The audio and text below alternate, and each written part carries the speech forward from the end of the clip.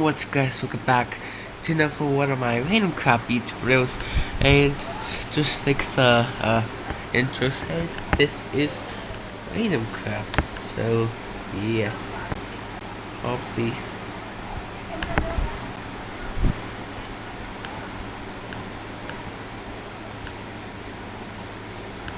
So yeah.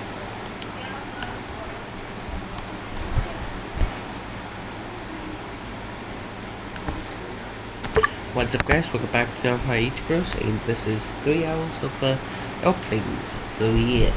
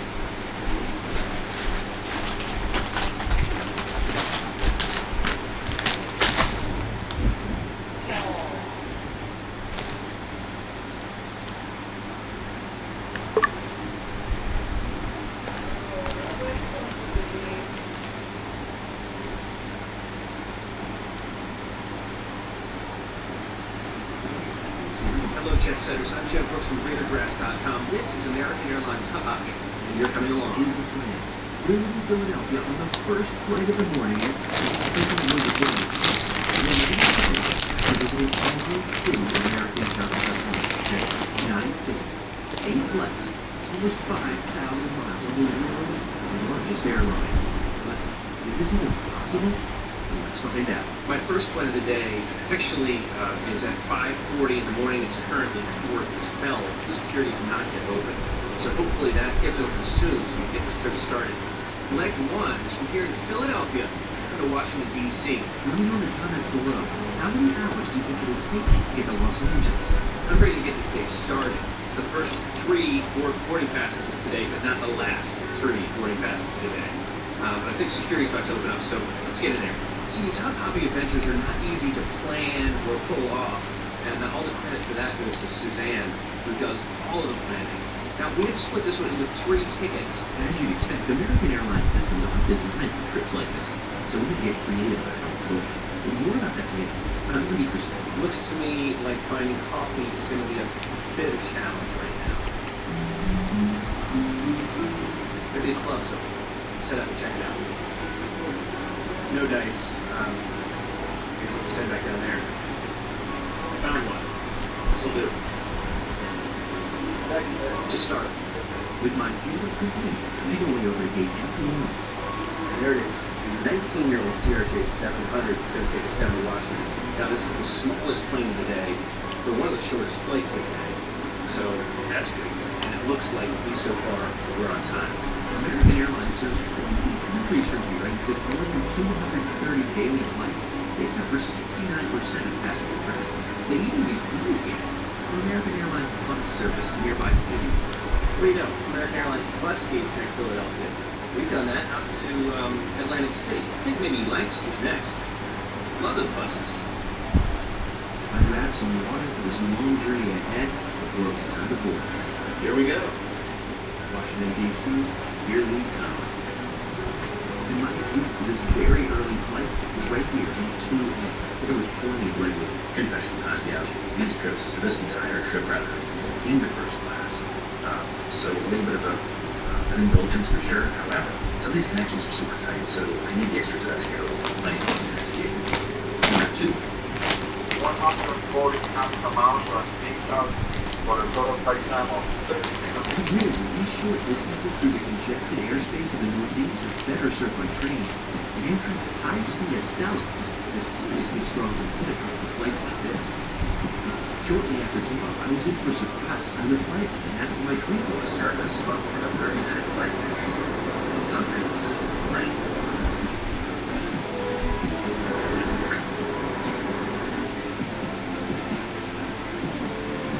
Washington, D.C., Terminal U will be one of the most iconic bridges in the world. Right along the Potomac River, past the National Mall. And something about the way the window made the light refract made this whole thing almost dreamlike. Welcome to Washington National. Local time is 6:17.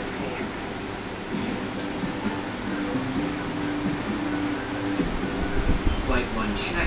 Airport 2, check. Welcome to Washington National Airport. One of my favorite airports in the country, without a doubt. Washington is where Susanna and I met, so it's always nice to be back here. Make my way over from the E concourse to D. Let's get on to LaGuardia.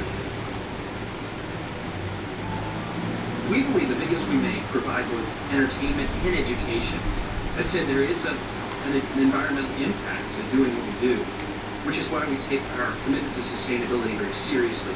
So for more on that, head to greenergrass.com/sustainability. There's an earlier flight to LaGuardia next to my flight to LaGuardia, which doesn't leave for another hour. Should I take the earlier one? Is that cheating? Just see if there's room. And there was room, so nothing wrong with getting a little bit ahead. I guess if you think it's cheating, I'm sorry, I apologize. But they were able to look at not only a window seat, but a row to myself. So next stop, LaGuardia. The next to last row is not first class, but I'll take the extra time. It helps to stay ahead of the schedule on these unhopping days, and it's a last minute change. I think it was a good idea, but here I am at T6A, go to myself. This is a 19-year-old A319, far roomier and rare than it was originally designed. Boarding complete, go to myself. Line is good.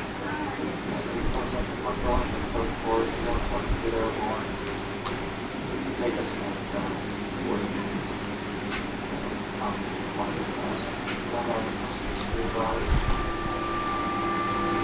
That's kind of just be through about now. So you can worry about that now. Worry about that later. Apparently, thunderstorms are coming through with light impact on flight data today. Not an ideal situation. But the congested airspace of the Northeast is the most pressing challenge right now. Stuck in that big box. Hopefully not too long. It's these short segments, especially in the Northeast, that kind of get you in trouble. Not a lot of airspace. Share lights. Here's next. Thankfully, we were stuck there for about 10 minutes before we were on our way home. We made a wide, sweeping turn to the left, which offered a spectacular view of Washington National, as well as the city of Washington.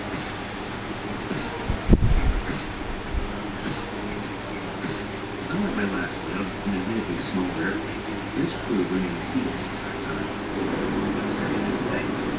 Just picked it up.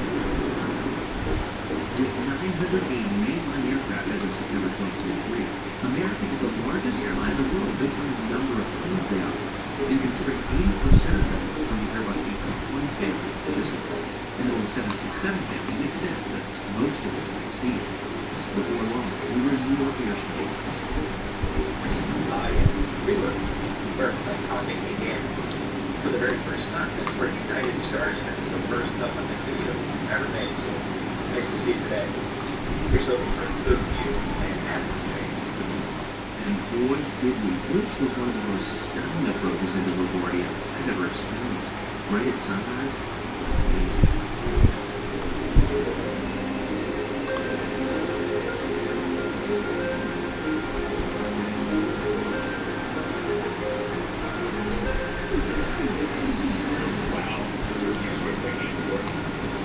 Seeing LaGuardia coming to view meant some good news. My next flight was to get out of the crowded airspace in the Northeast. But the weather is so different. Hub hopping, it's not for the faint of heart.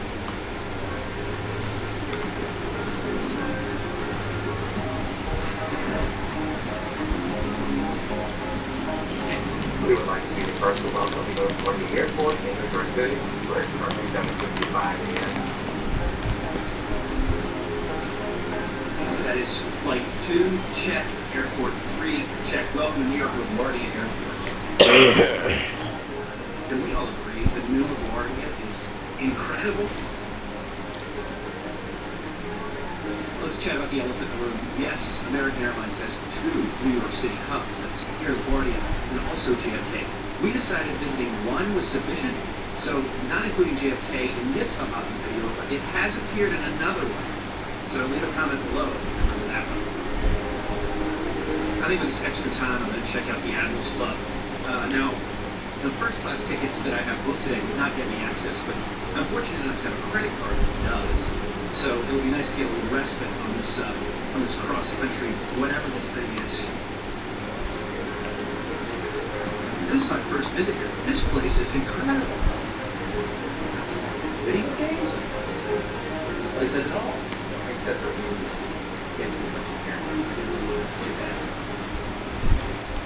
American Airlines lounges, the animal stores really don't have great food either. Unfortunately, so you have to come here for a 5-star meal, but it's enough to keep me going on this trip. The challenges of hub hopping are real. Right now, I've already received a travel alert from American Airlines about potential thunderstorms in Dallas, and there are rumors of wind in Chicago right now. So this is just the stress that is hub hopping. Here's like a big 20, Charlotte, and see if we got an airplane. So it's a big test. And looks like we do. That's good news. So looks like we're going to be good to go on this one. All you can do is just barely make out the tail of this 13-year-old 737-800 to take us down to Charlotte. I mentioned earlier that we're going to book this as 3 separate tickets. Well, when we get to Charlotte, the first ticket ends and the second ticket begins. So I'm planning to check in for that second ticket when I'm sitting on the plane to Charlotte. Here we come, Charlotte and beyond. And my seat for this one was at the back of the cabin in 5F. I like being in the back of the cabin. It's a little easier for me. On board and checked in for the next set of flights. It's getting real. Huge shout out to everybody working on this episode. Bus flying. Thank you all of you. This is, I'm sure you'll appreciate something that. This seat is pretty typical for what we'll see for the rest of the journey. There's a USB charging port beside a holder for your own device on which to stream American Airlines entertainment. There's not one, but 2 separate pull-out trays for extra space. And probably my favorite feature of American's first-class seats is extra storage here. There's even a universal plug in here too. Departure beverage number 2. Fully caffeinated at this point. No need for any more of that. For now. Talk to the engine of Miami.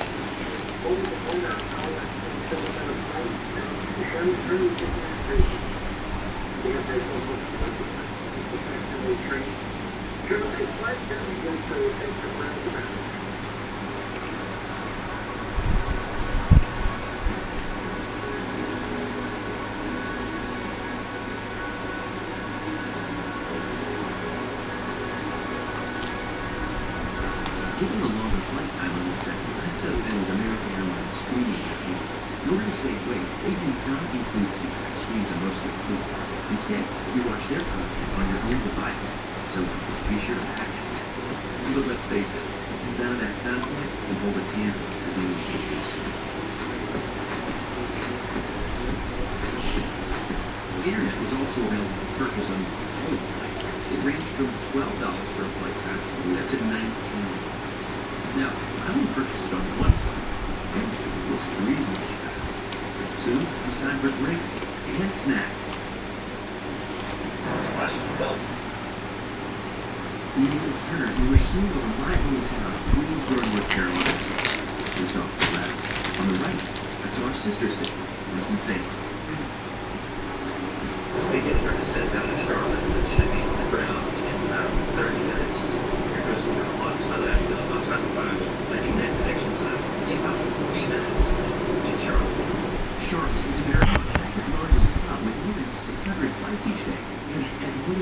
million passengers in 2022. 88% of the passengers here are flying on American Airlines planes. Flight 3, check. Other port 4, check.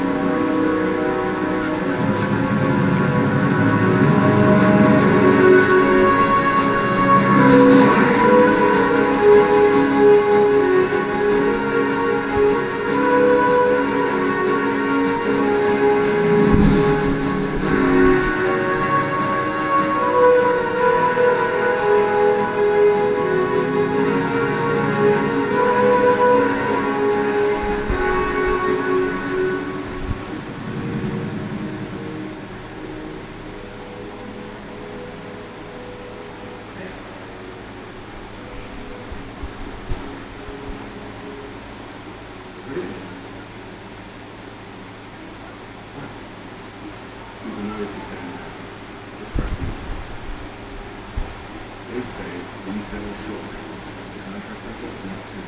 It's supposed to be 2 months. Those test planes Mach 9. Well, that's not good enough. It's just good. There's only way there. Even our budget wasn't made for that. Because it was ready to go past the issues. That's the problem.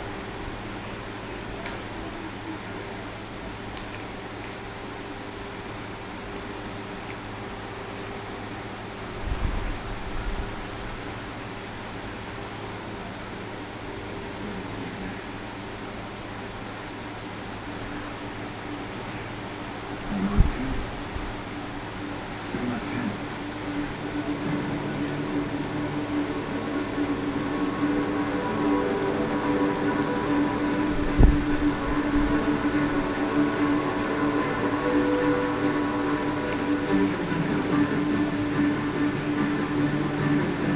Now remember, the contract threshold is Mach 10.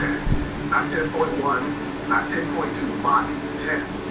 Let's keep the program alive. I don't like that look, man. It's the only one I got.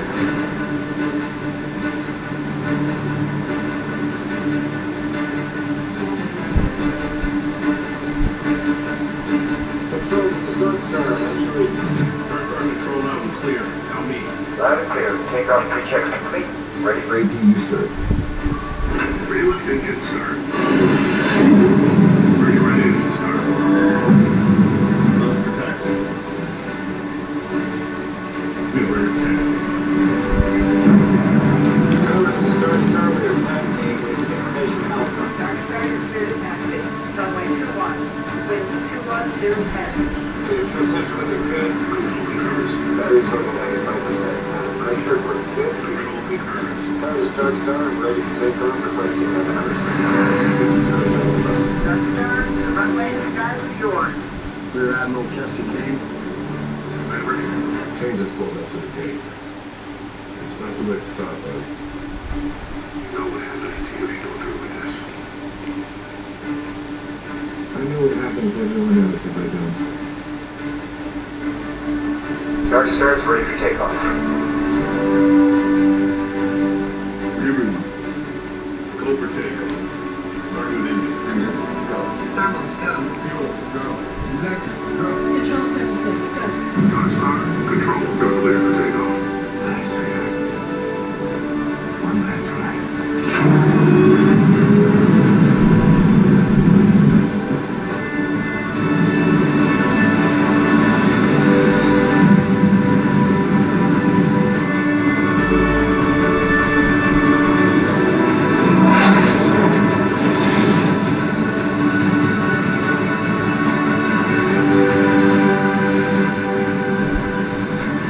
Dark Star, you were clear above 600.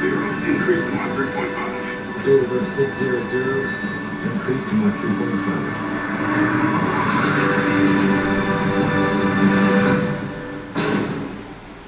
Admiral, just in time, sir. I'm early. So are you. Care to explain? Transitioning to scram jet.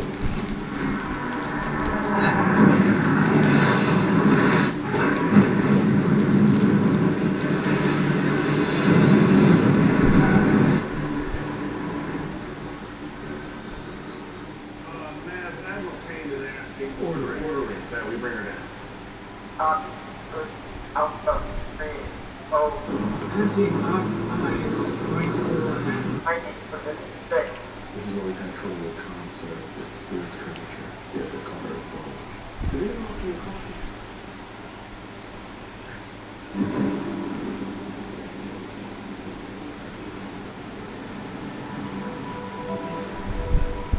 Deadlock 7, pushing 8, flight data, receiving. 8 is good.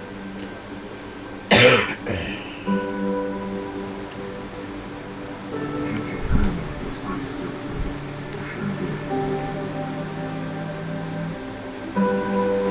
8.8, 8.9, Mach 9. He's the fastest man alive.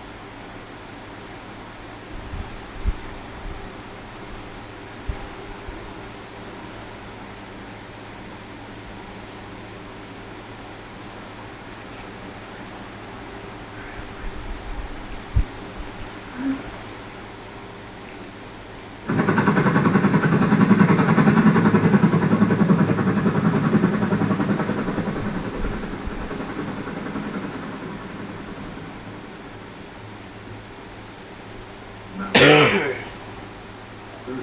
years of service. Combat now. Citation. Only managed to shoot down 3 enemy planes in the last 40 years. Distinguished. Distinguished. Distinguished. Yet you can't get a promotion.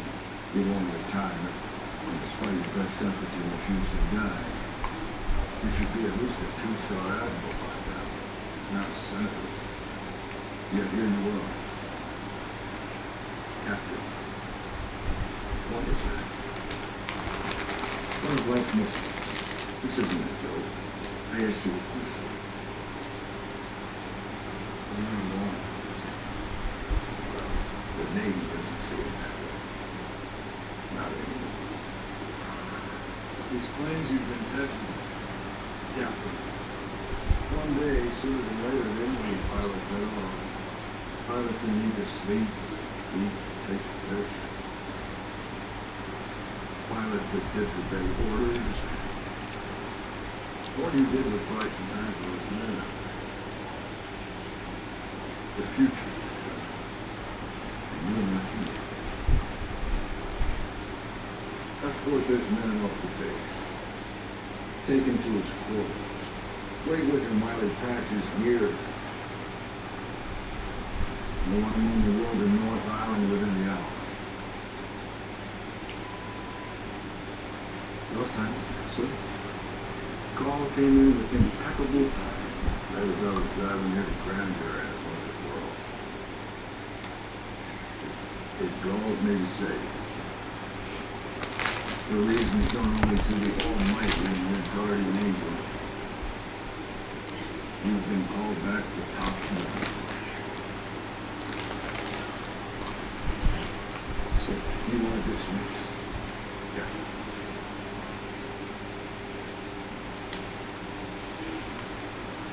The end is inevitable, Maverick. You kindly headed towards station. You said so. Not.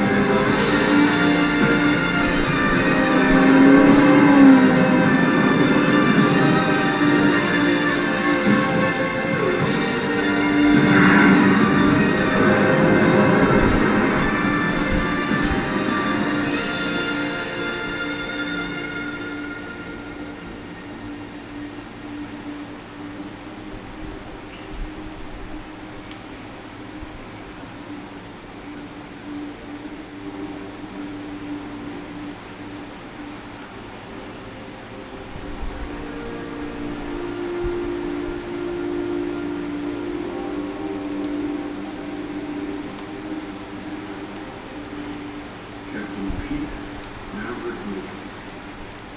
His reputation precedes you. Thank you. Wasn't a contract. Commander Bosich, the air boss, with you at the base. Sir? Once again, I wasn't expecting you to take it. On orders. You do have something in common. Cyclone Neil was supposed to misplace back in the war. Actually, sir, I did a second. Just want to manage expectations.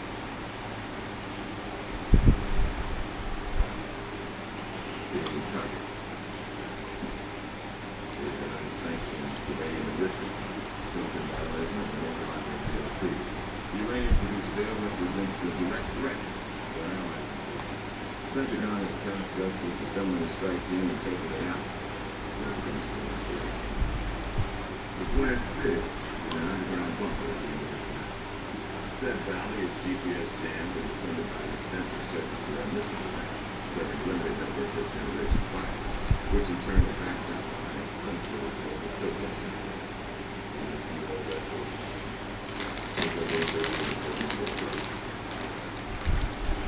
What's your read? See, normally, the school takeoff and front stops. GPS generated weights on surface area threat necessitates a low level laser strike tailor-made for the F-18 FPV. 2 precision bombs, minimum, it's 4 aircraft, 9 repairs. Flight 1 having to still climb out. Explosive weight surface to missiles. You can survive that. 2,000. All requirements for real-world experience. The safety sir.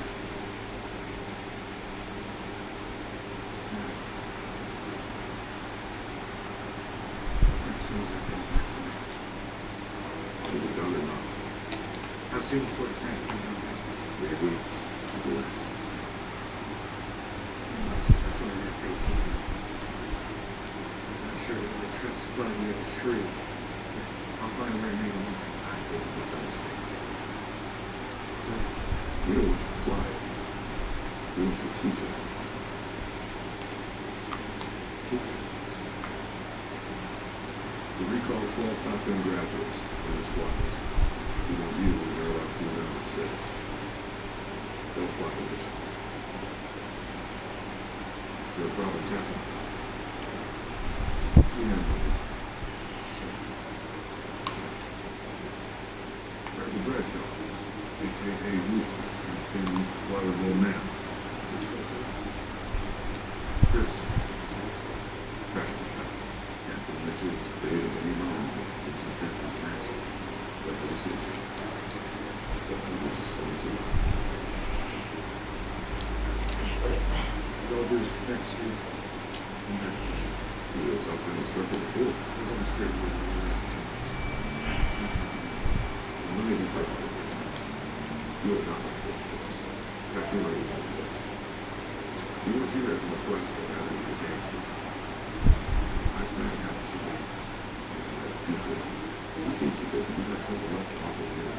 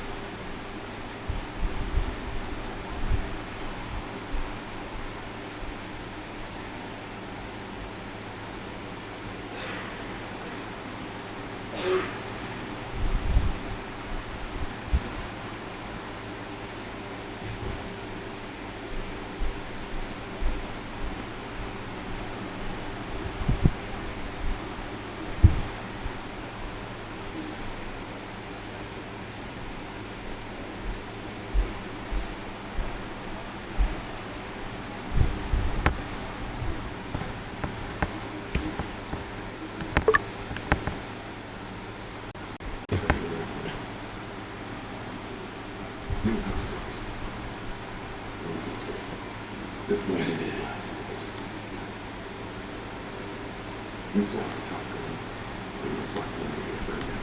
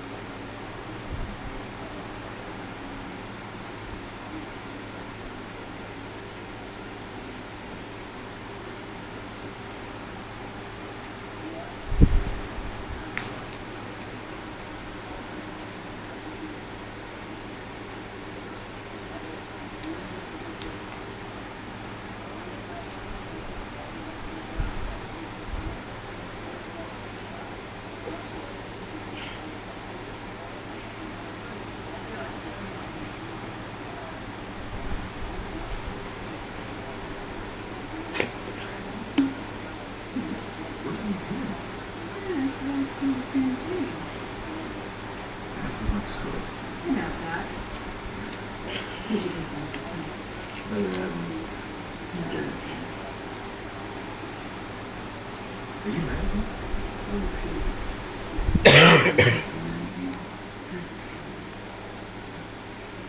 I'm gonna say, North Redmond's the one place I thought for sure I'd never been to. How long have you been here? Well, this was about 3 years ago. 3 years, okay. Yeah. Not long after we actually got to the desert with his other friend. And it's been a while. You can work here alone. I'll start it out. No, I think this is it. You were saying that as long as I've known you. You said it after they busted you to the majority of the F-18. So next thing you know, you're off to Bosnia. In Iraq. Both times. You got yourself in trouble. Recently Mexico. And you're back in there. And this is the Trust me. Because Uncle Ross is doing this. Somehow I'm going to go in the place and terrible fire. Too late. I'm about to ask him to get out.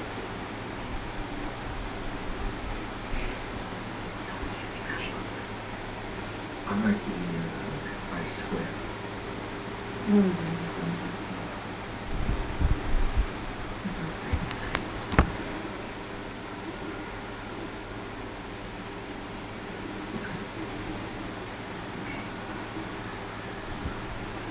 Der Pass. Vikram und seine Frau Priya sind im Flughafen.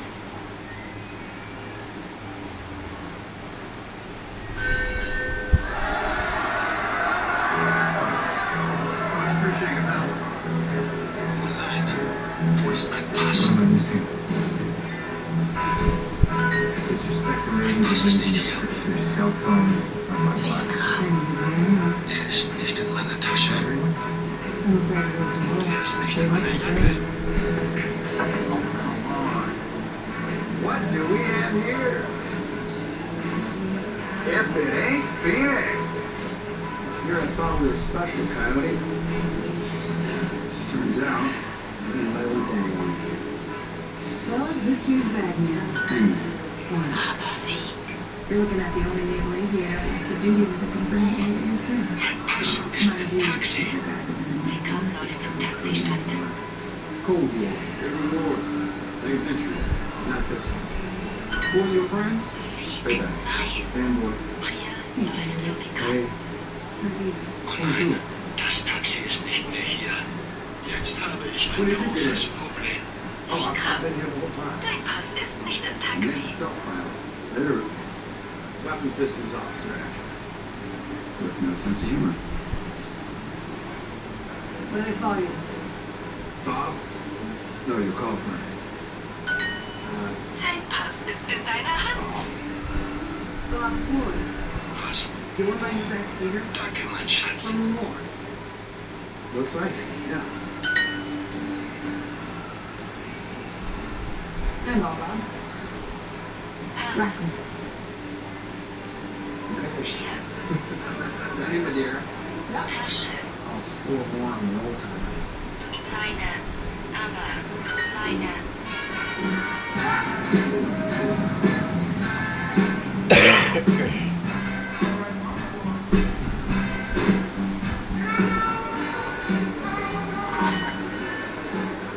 Bradshaw! That you?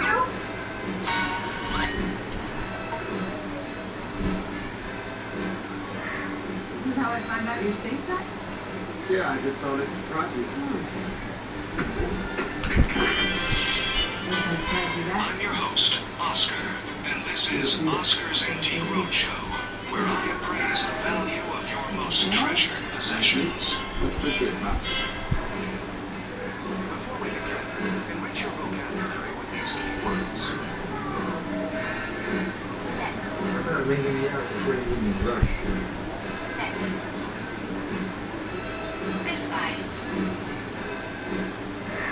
Klug. Krumm. Today's caller sent in a picture of a dog.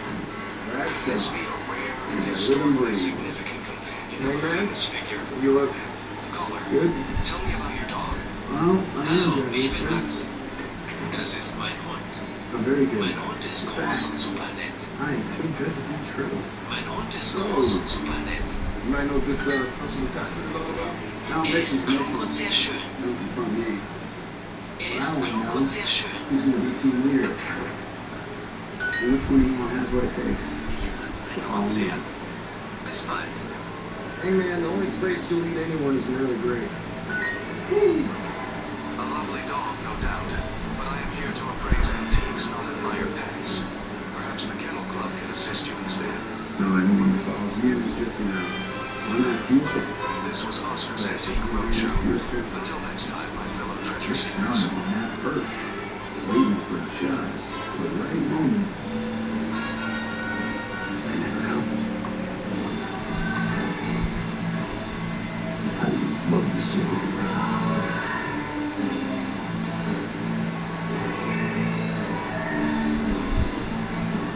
Well, he hasn't changed.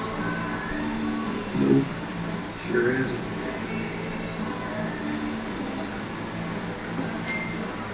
Check it out. All patches. That's Harvard, Yale, Omaha. Shit, that's Fritz. What kind of mission is this? That's not the question we should be asking. Everyone here is the best there is. Who the hell are they going to get to teach us? It's been declined. You're kidding.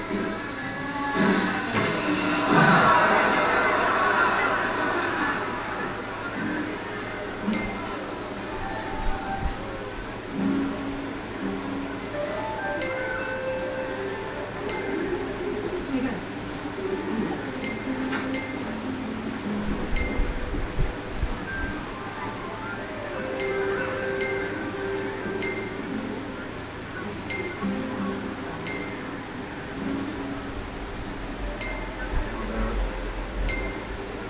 Album cover.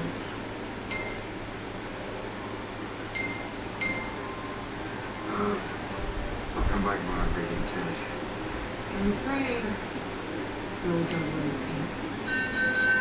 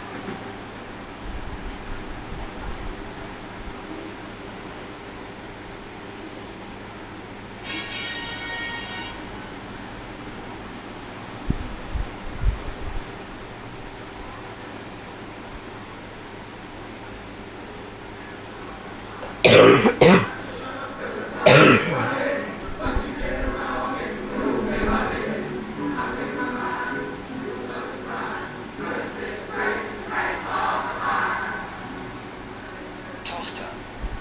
Frau. Maus. Gut. Sauer. Sauer.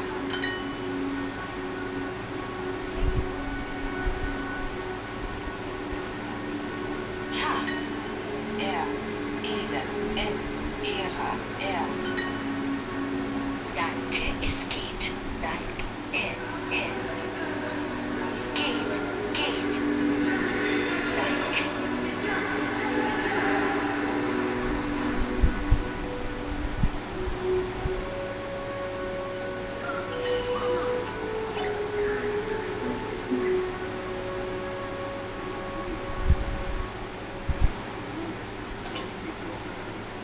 Es geht. Danke. Danke.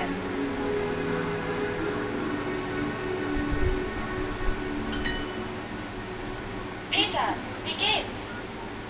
Wie? Die.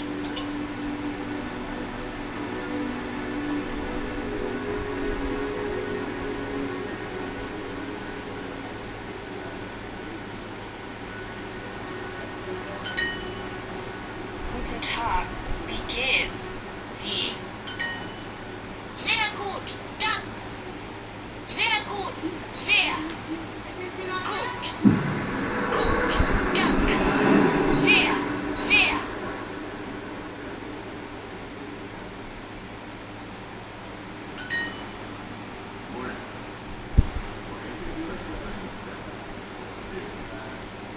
Admiral Bates, Nordic Command. You're all Top Gun graduates. Elite. Best of the best. Talk. That was yesterday. The We enemy's new fifth get. generation fighter has no details are few, but you can be sure we no longer possess the technological advantage. Success, now more than ever, comes down to the man or woman. Es geht. Es. Half of you will make the cut. One of you will be named Mission. Gut. The other half will remain in reserve.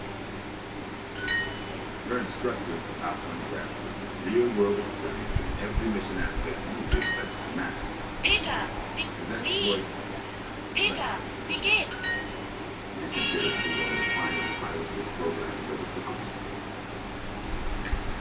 What he has to teach you will very well mean the difference between life and death. I give you Captain Pete Mitchell. All signed, now.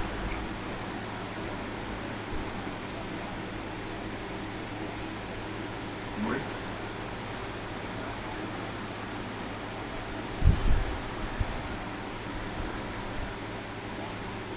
You have 18 nitros. Contains everything I want you to know about the trip. I'm assuming you know the book inside and out. Damn right, yeah, I'm sure you got it.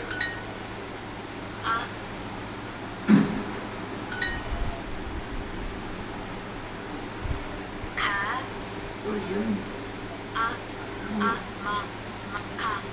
What the enemy doesn't know, we should know. I do. Test. Push forward. Today will start with what you only think. Show me what you know.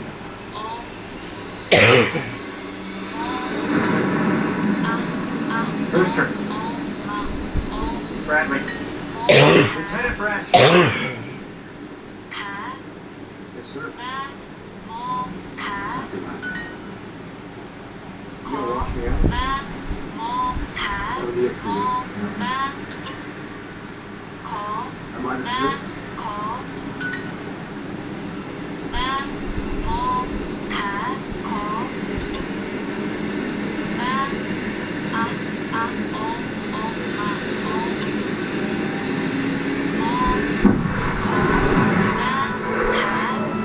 Good morning, aviators. This is your captain speaking. Welcome to Basic Flight Maneuvers. As briefed, today's exercise is dogfighting. Guns only, no missiles. We do not go below the hard deck of 5,000 feet. Working as a team, you have to shoot me down or else. Or else what, sir? Or else I shoot back. If I shoot either one of you down, you both lose. This guy needs an ego check. So let's say we put some skin in the game. What do you have in mind? Whoever gets shot down first, I have to do 200 push-ups. Nice. That's a lot of push-ups. Well, we don't call it an exercise for nothing, sir. You got yourself a deal, gentlemen. Lights on. It's turn to burn. Fanboy, you see him? Nothing on the man off the head. He must be somewhere behind us.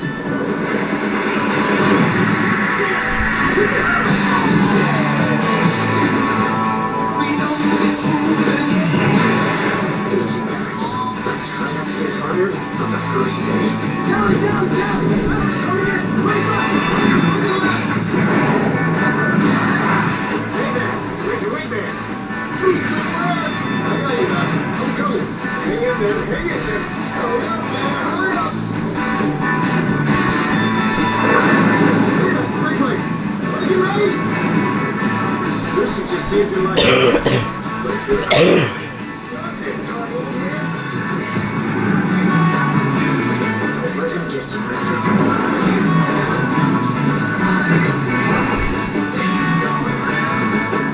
Hey, Churro, come on, get in on our deck. Oh, shit.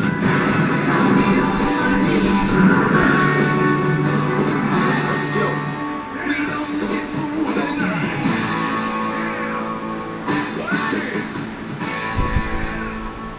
Should be us down there. But it's not. Now you know a little something about Rooster. Hey, but that's on that guy. Get back for that.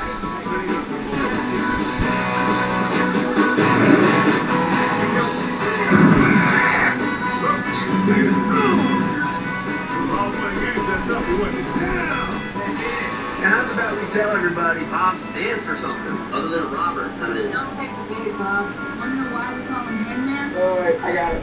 Baby on board.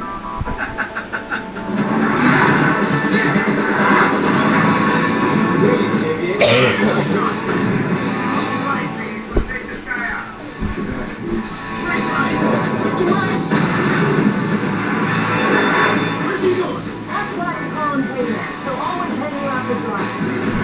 Even your wingman. There's a strategy I haven't seen. So long as he doesn't call you a man. Where's Maverick? Jesus, his nose is already coming around. Oh, Hangman! So all you folks at home, this is how you bury a fossil. Alright, Hangman. Tell me, teach you a lesson. You're on, Phoenix. Son of a bitch! Alright, so, let's go, man. Let's see what you got. Come with me.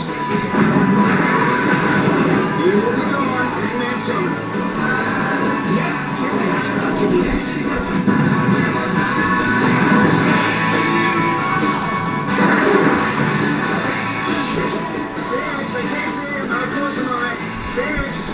I'm dead, dickhead.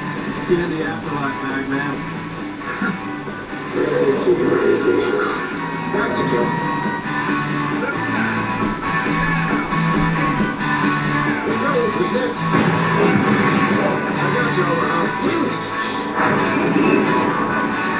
Lights out, Coyote. Copy kill.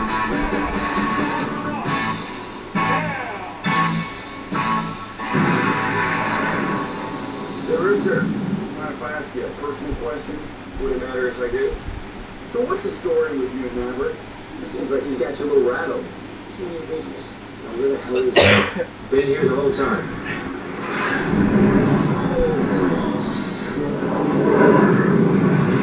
You see me now? Come on, let's get it over with. Fight's on! Well, I want his with these two.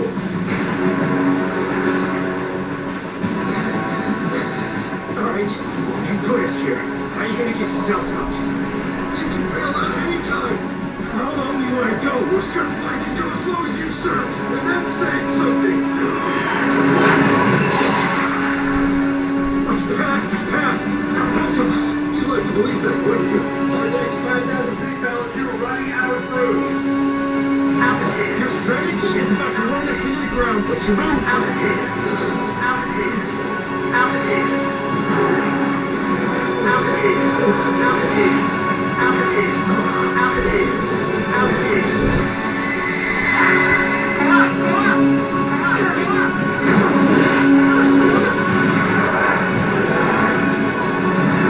There you got it. Don't think, just do. Come on, listen, you got him. Drop down and take the shot. It's too low. Too late. Had your chance.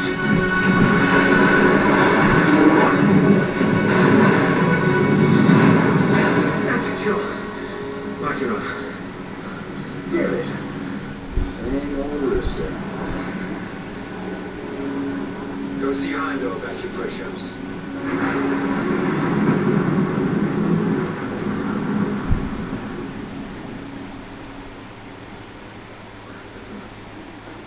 Rooster, it's about it.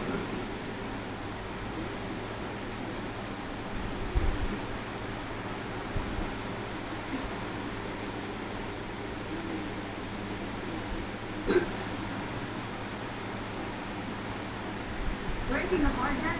Insubordination? Are you trying to get kicked out? Don't worry about it. Look, I'm going on this mission. But if you get kicked out, you leave us flying with Henry. Talk to me. What the hell was that? You pulled my papers. What? Who? Maverick. He pulled my application in Naval Academy. Sent me back 4 years. Why would he do that?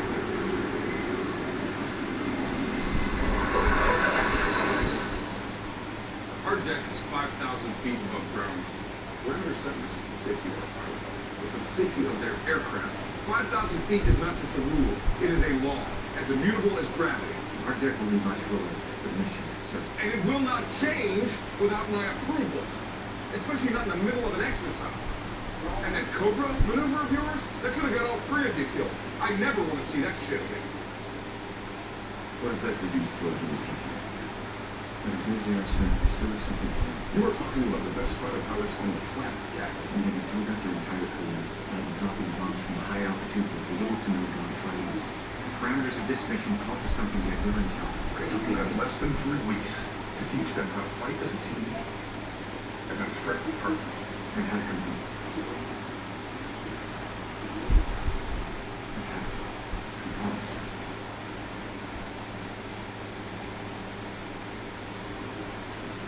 Every mission has its risks. These pilots accept them.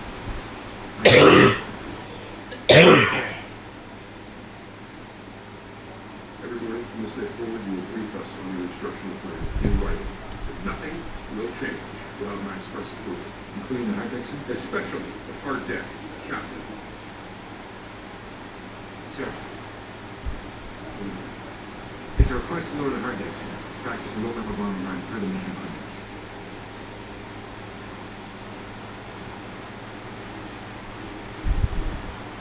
About timing, Captain. Yo, Coyote. Take a look at this.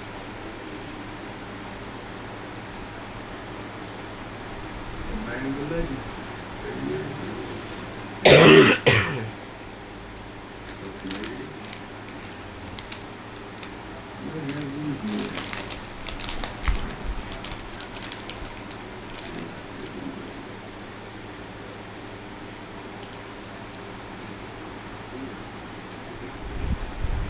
Matt.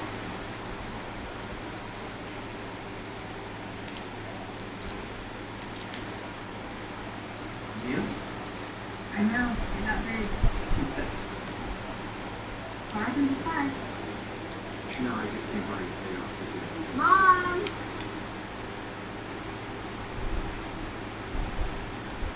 Hey, how's your dad? This is life. Annoying. Mom! Not obsessing with money. Oh, don't worry about it. Thanks, sister. Thank you. Those are your top pros. Captain? Still? Highly decorated captain. Michelle, we have to get over to you. I can help. Test one, that's all wrong. Just use the engine. Why are we taking it to that? To fix the engine.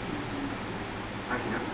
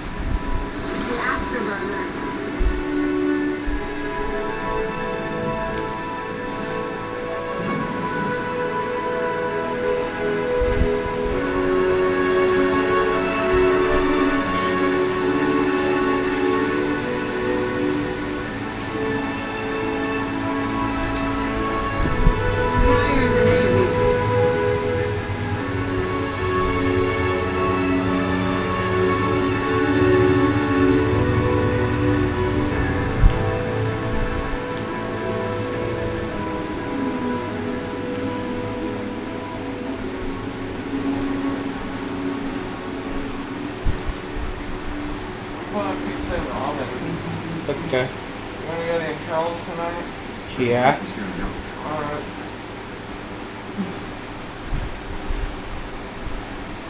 Don't give me that look. What look? That one.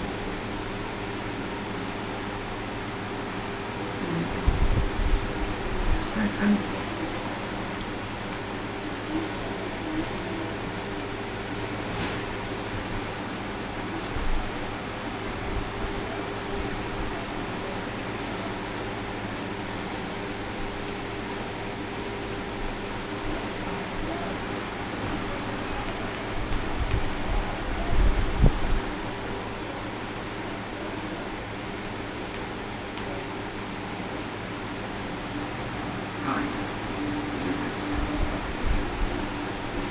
of the mission will be a low-level ingress attack unit to the Philippines. We'll fly along the Snell Canyon and target. Radar-guided surface-to-air missiles defend the area. These SAMs are lethal. They were designed to protect the skies above. That's why they came below. That's because the enemy knows no one is insane enough to try and fly the needle. That's exactly what I'm going to train you. On the day, your altitude will be 1,000 feet. Next, you exceed this altitude, radar spots you, and you're dead. Your airspeed will be 660 knots, minimum. Time to target, 2.5 minutes. That's because fifth-generation fighters wait at an airbase nearby. And head-to-head with these planes in the F-18s, you're dead. That's what you need to do. Hit your target and be gone before these planes even have a chance to catch it. This makes time the greatest atmosphere. You fly around in your nav system that simulates the canyon. The faster you navigate this canyon, the harder it will be to stay under the radar of these enemy SAMs. The tighter the turns, the more intensely the force of gravity in your body multiplies, compressing your lungs, forcing the blood from your brain, impairing your judgment and reaction time. So for today's last word, take it easy. Back ceiling 300 feet, time to target 3 minutes. Good luck.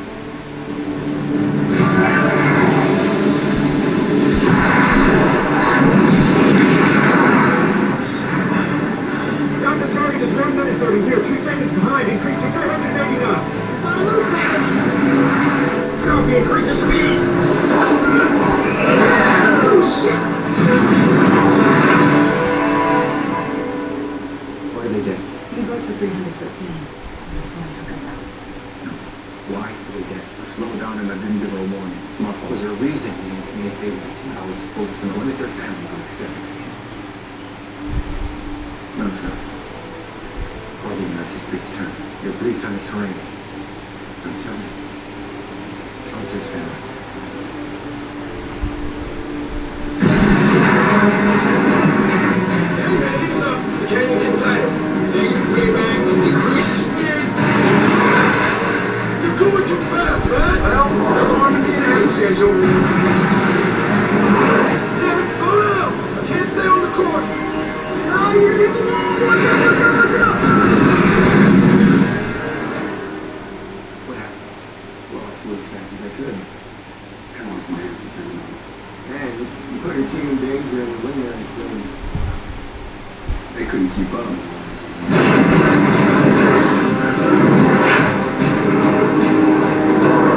Rooster, 20 seconds behind and dropping. We're flying. Speed is good. Increase to 500 knots. Master Gil, hold your speed. Rooster, we're late. We're live. We'll make up time restraint. We're not gonna make it. Just trust me. Maintain your speed. We can make it. Why are you dead? You're team leader up there.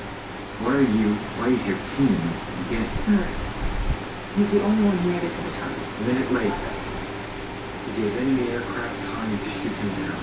He is dead. Yeah, brother. You're not flying fast enough.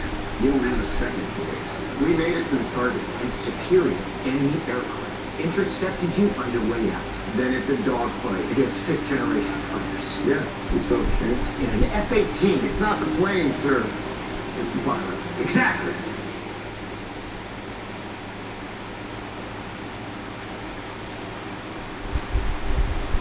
There's more than one way to fly this mission. We really don't get it. On this mission, a man flies like Lambert here, or a man does not come back. No offense, Lieutenant. Somehow, they always manage. We haven't been criticized. Be conservative. That's all. Lieutenant, we're going into combat, son. On a level no living pilot's ever seen. I know. That's no time to be thinking about the past. What's that supposed to mean? Rooster, I can't be the only one that knows that Maverick flew with his old man. That's enough. That Maverick was flying with his old man.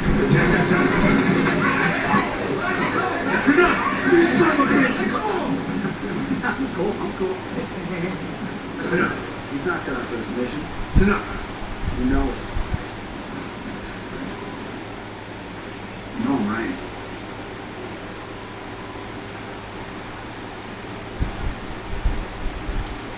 Dismissed.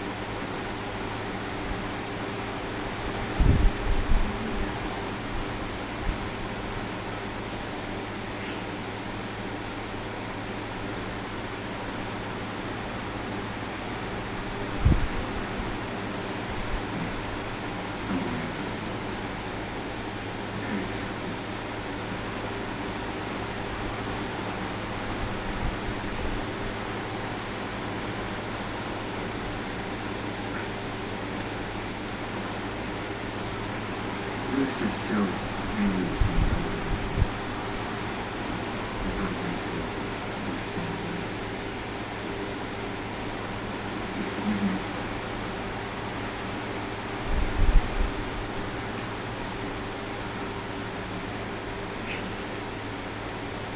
This is for you too. It's not bad.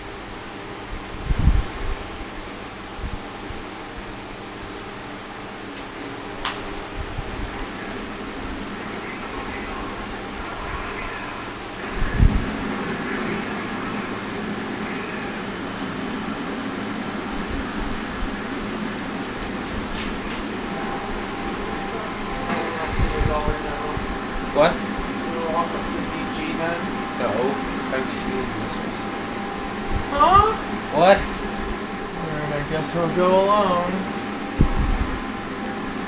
Go alone, Bella.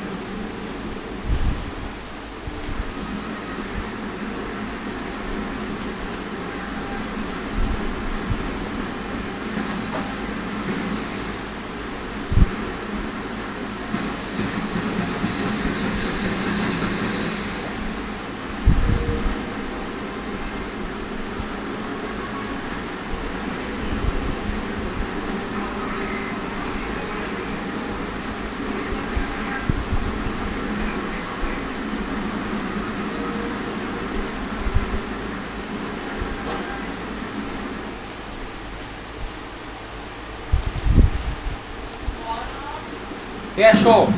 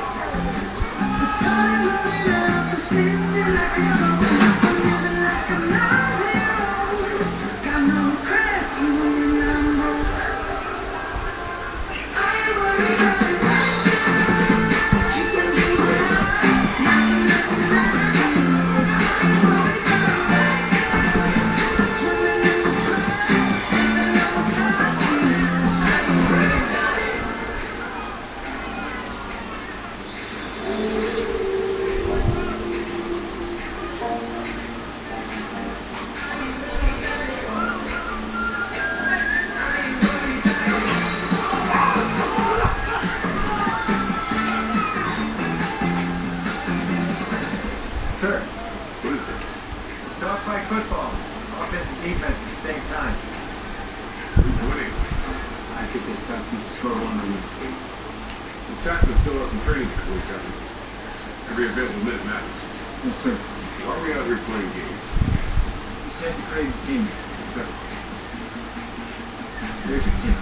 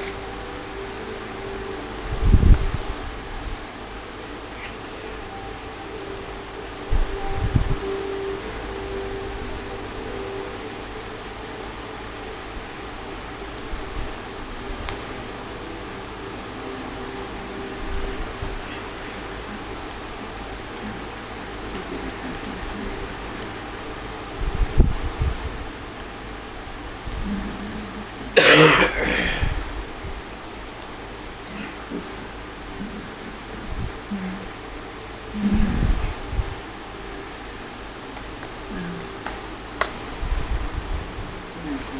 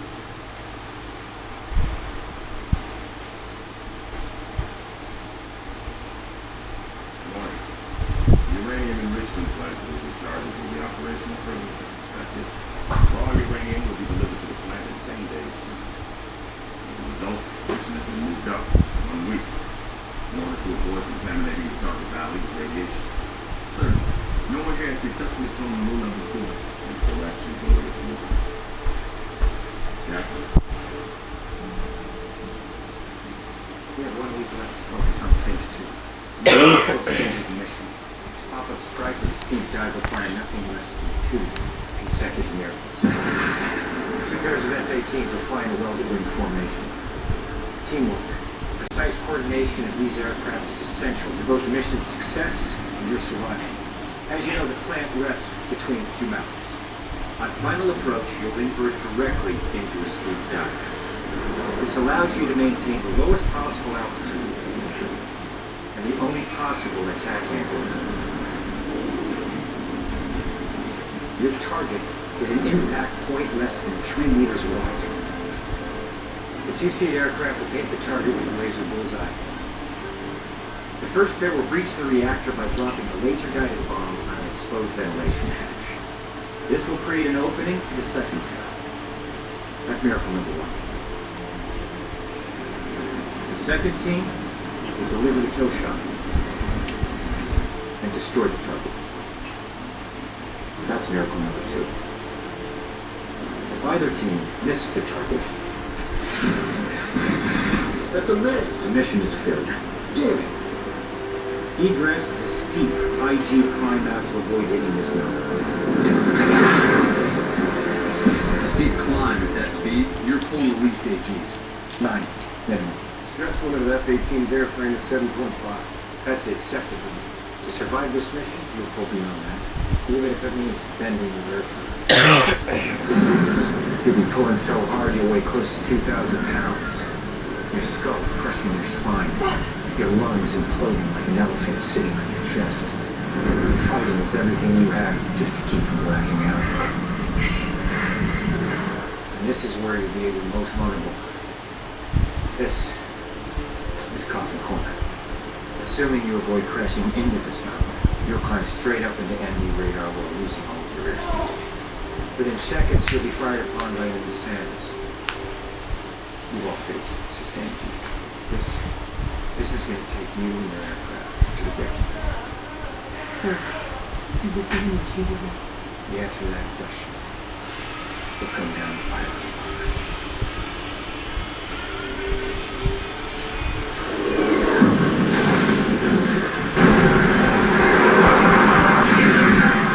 Talk to me, Bob. We're 12 seconds late on target. We gotta move. Copy. Try to stay with you. Wait, who's that? Blue Team, you've been spotted. Hey, it's Maverick. What the hell is he doing here? I'm abandoned on course to intercept. Blue Team, what are you gonna do? He's going to 10 o'clock. 700 knots closer. Your call. What do you want to do? Continue. We're close. Stay on target. The swing around to the north. Stand by for pop-off. You're ready on that laser, Bob. Copy. I'm on it. Blue Team, Bandit is still closing. Popping now.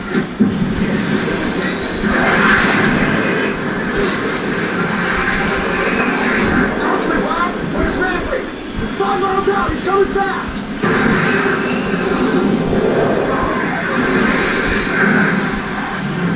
Target's in sight.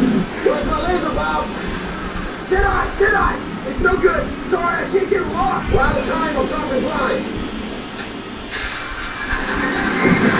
Damn it, miss.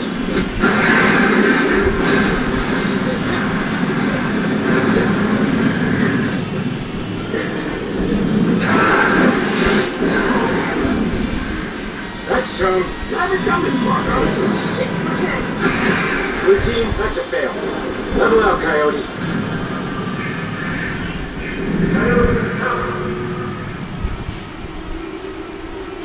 Coyote, come in. Coyote, level wings. Oh my God, he's in G-Lock. He's gonna burn in. I'm going after him. Come on, give me tone. Step out of it, Coyote. Come on, Coyote, come on.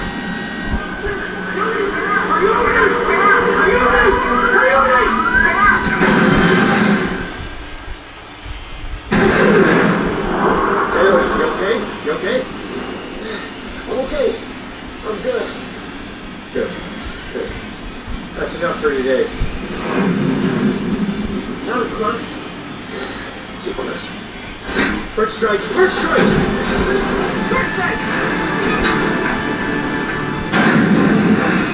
Units, front engines on fire! Climbing! Running back. Shutting off fuel.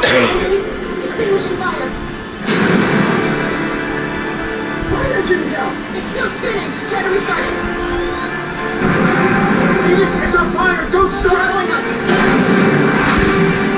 Oh my God.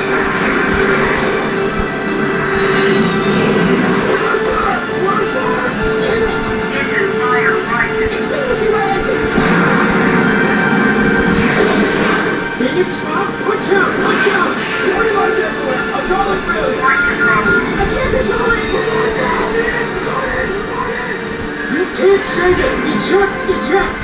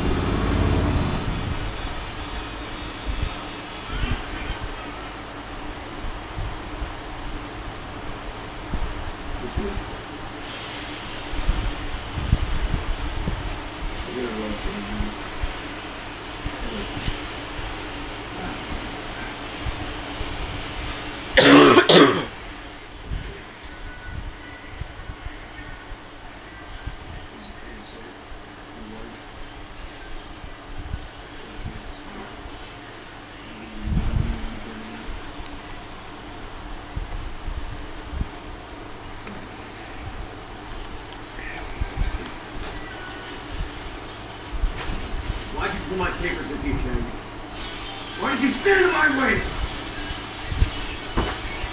Listen. Hurts the blood. Huh? Ready to fly like you? Ready to forget the day. Trust your instincts. Don't think, just do. You think?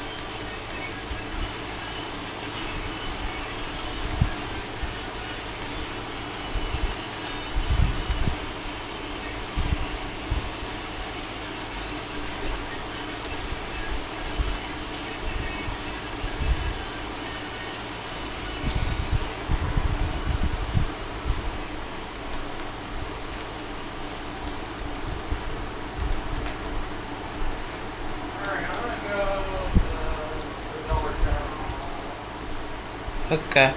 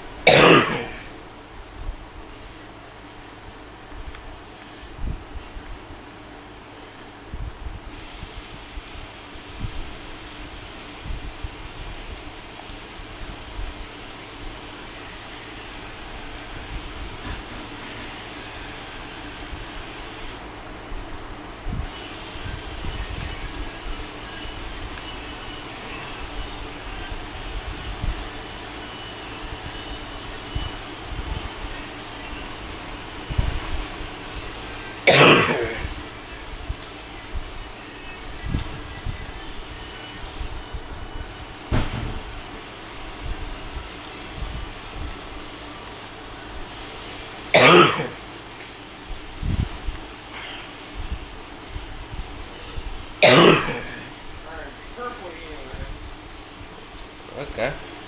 It's sloppy.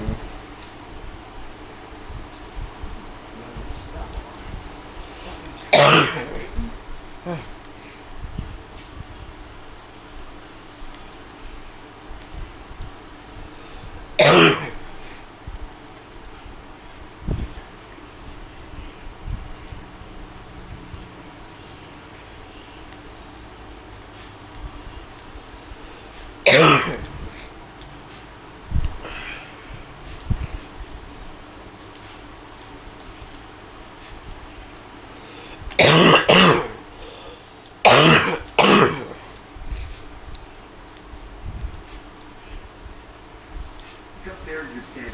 Believe me.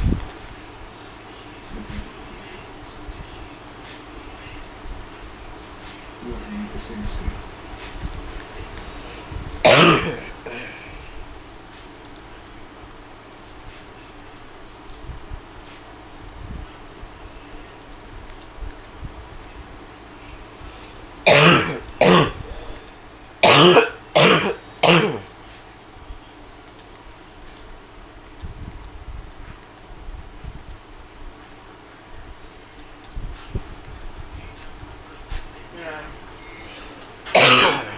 You want anything? You want a drink? Yeah.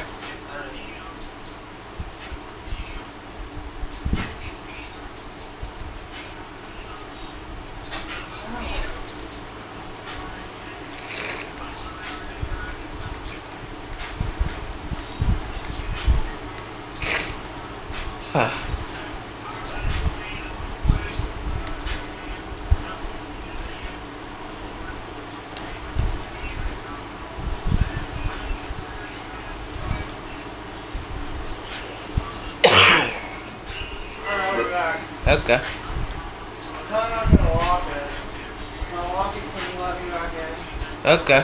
Alright, I'll walk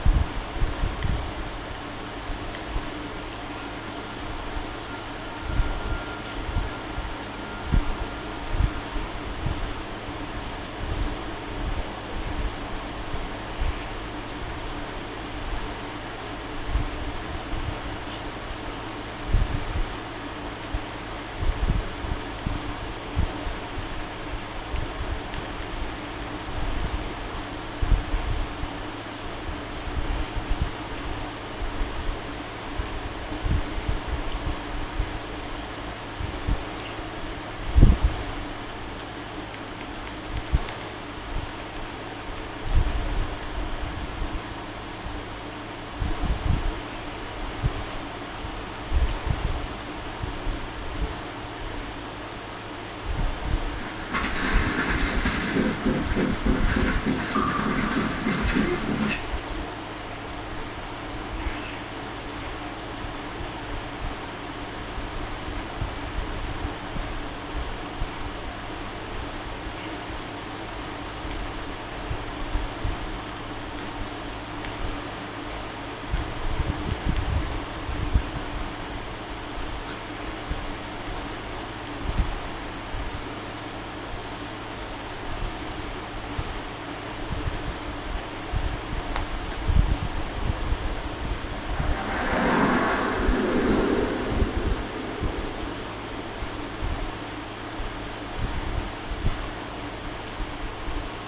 I don't imagine it's supposed to be.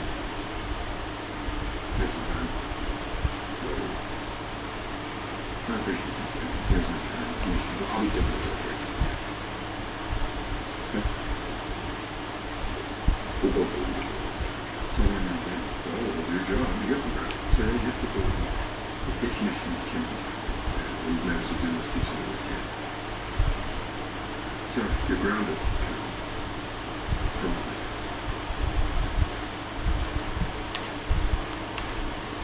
That is all.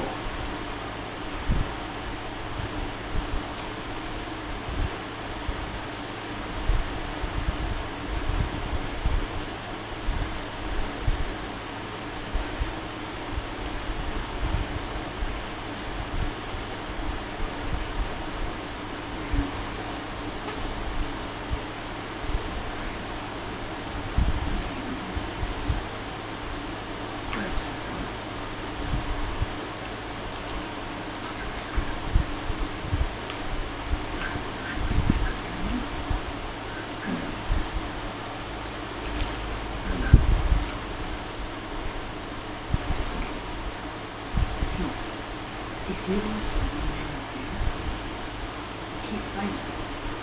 You don't just give up. This is your fight.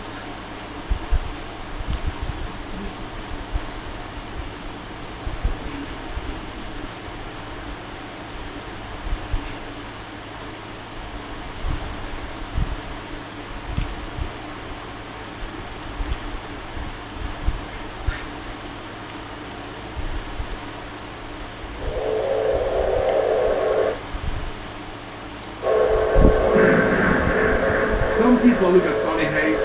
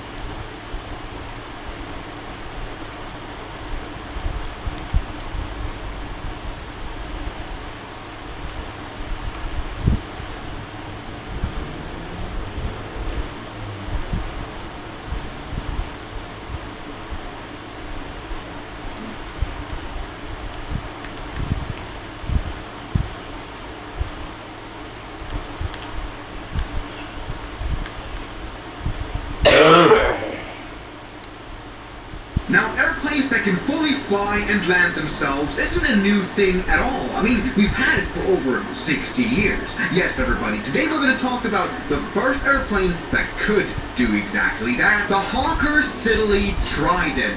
One of the most revolutionary airplanes in history. I mean, it's a plane of many firsts. It was the first airliner to have 3 engines, and jet engines, I shall say. It was the fastest jet airliner for quite a long time when it launched, and overall it has some very interesting, unique features that we're going to take a look at. For example, also, this nose landing gear, which is displaced. Yes, it is set off to the side. I mean, look at this marketing material here. The equivalent DH-121 Trident Autoland demonstration. Fitted with Autoland, was to become the world's first commercial airliner able to land in fog. We are now lined up on the ILS beam, in line with the runway. We're descending down the glide path. We have completed the checklist. That is, we have lowered the undercarriage flaps and made all the actions necessary to carry out an automatic landing. Right, the plane has fully landed itself, and I think the coolest thing about this is this airplane right now is really on approach to this runway right here, and the captain is just like not bothered at all. Full thrust into this plane. I mean, that's the coolest thing ever. This is the 60s. Landing flare. The flare is now beginning, and we should very shortly be touching down round about now.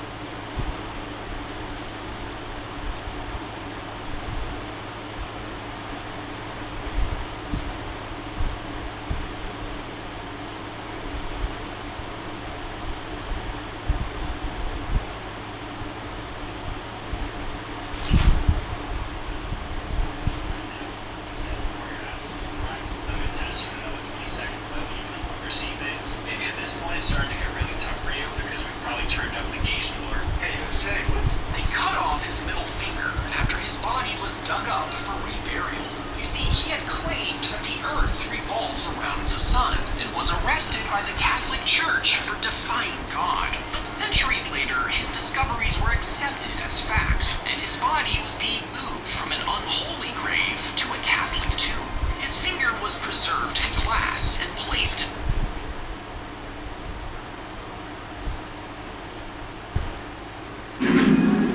Look at that! No trouble at all! Yes, this airplane was introduced in 1964, 61 years ago, and it was quite a failure. Only 117 of those were built. Today we're definitely going to talk about why as well.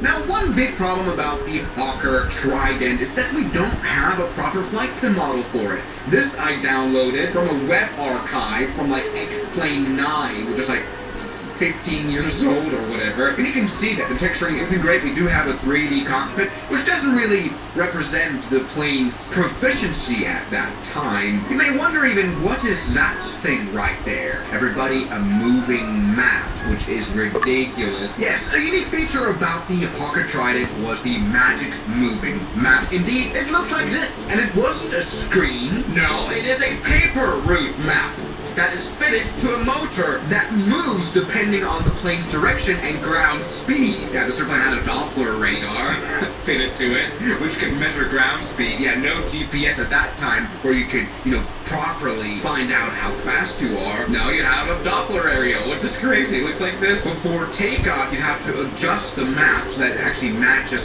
the runway, I guess. Map roll and its corner would be aligned before takeoff over the departure airport by using 4 small buttons right there. This would have been immensely fiddly, but it works. I mean, by the way, look at the yokes right here. Remind us a lot of the Concorde yoke. Either way, let's take this airplane for a spin. Come on, let's do it. This is once again a very old model. It doesn't really look great. Right now we're running a Chinese livery. One of the operators was a Chinese airline indeed, and once again, it's just confusing to see that landing gear of the nose being like slightly pointed to the left. I mean, I guess taxiing this plane would have been confusing. Should you put the nose landing gear on that center line, but that airplane will be slightly misaligned? You know what I mean? It's hard to get that right. Let's take off right now. We got quite a good amount of performance. Jesus Christ, that's a lot of performance. Put that landing gear up. The animation is not...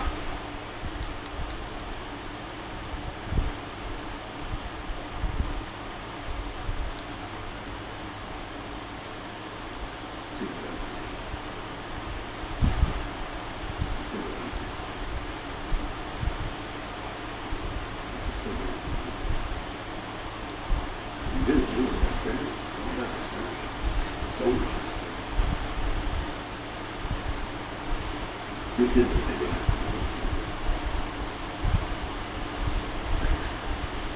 We did, like that.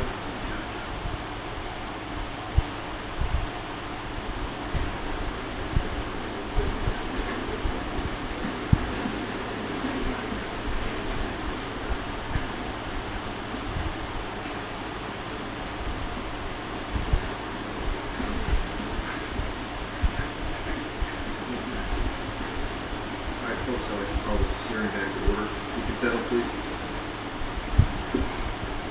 Take your seats.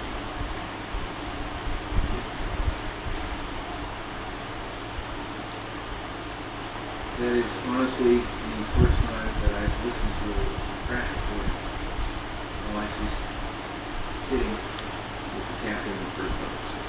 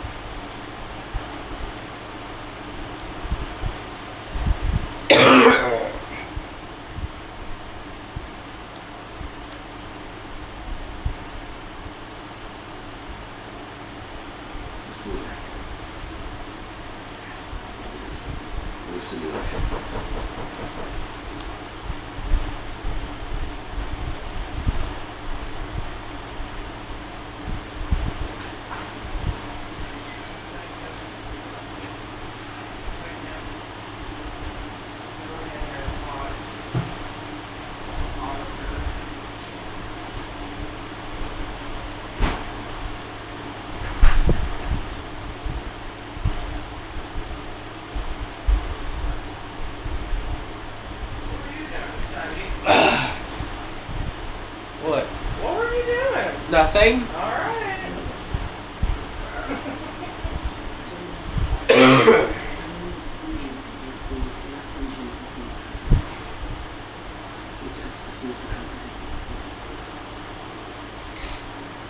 There was extensive damage to both the bag vanes and the fan blades of the engine, compressor blades were fractured, and 8 variable bag vanes missing. They're not close. As he testified, it was completely destroyed. No compressor was wrong.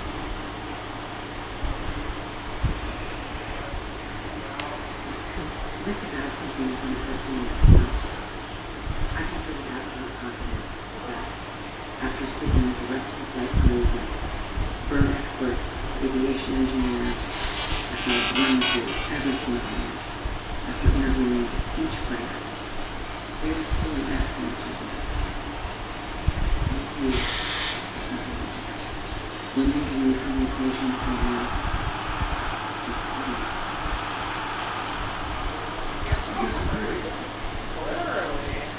What? You want any more pizza? No. Okay. You want any more water on? Yeah, sure.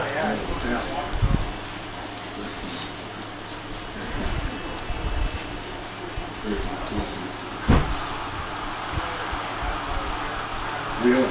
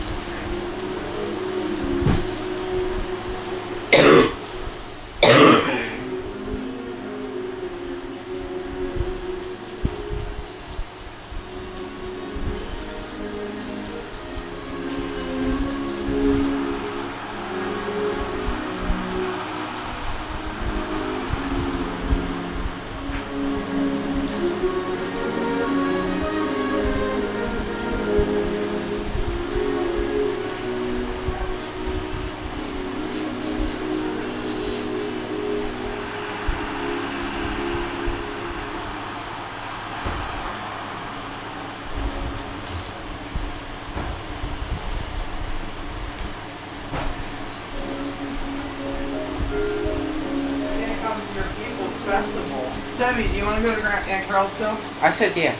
Okay, well then I'm gonna take a quick shower here shortly in like a couple minutes, and then we'll run over there. Okay. But just wait till I'm ready. Crumbing up the couch, brah. We're gonna have mice. No, I'm fucking around. Okay, then I guess I'll meet you at the 10. I hope it's not fucking packed. If it's fucked up, we'll leave. We'll leave and go somewhere else. If you want. If you don't want to run away from me after you see me. I had like some 25-year-old kid do that to me. Yeah. And then I messaged him and I was like, well, damn, bro. I was like, we didn't have to do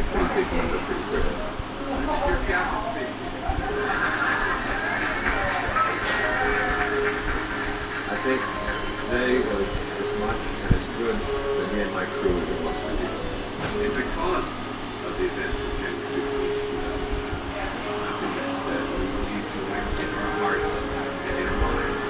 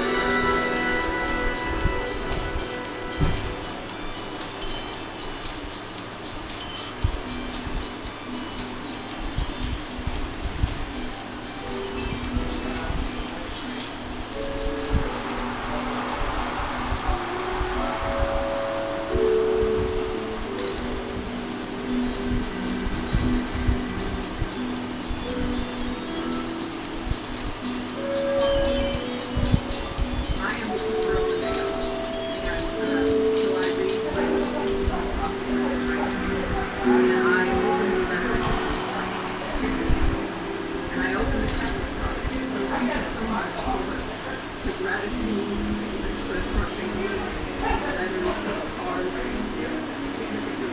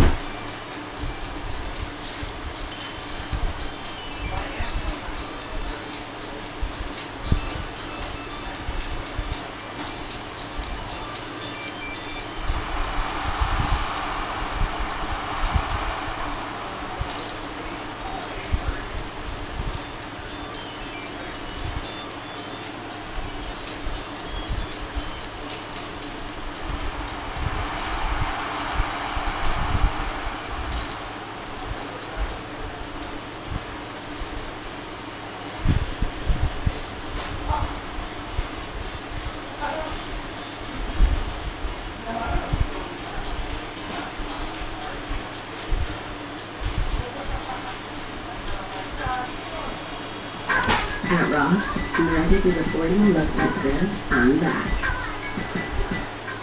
When I think about how I divide my time, it's very carefully. I'm Alex Diaz. I'm a professional marketer in Seattle. Thinking about communication can be exhausting. Sometimes you find yourself hitting the wall. Yeah, Not so bad, but it shows once again this quirkiness of that nose landing gear as it comes up sideways into the fuselage.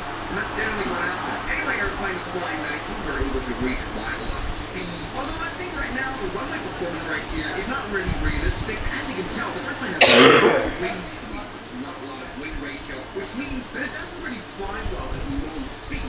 Rather, it is used for high speeds, which also means that you need a lot of speed take off and land, which definitely doesn't make runway performance very good. But there we go, we've done it. Now, I wonder if this add-on in any way supports this auto land. I mean, here's automatic glide slow. That might just work. Maybe flying to an airport that has a Cat 3 approach, which again, something that this plane was the first plane to actually use. Try that in here, there is not a lot of Cat 3 approaches, so like that. Yes, after a long flight of flying at 2 Mach 0.93.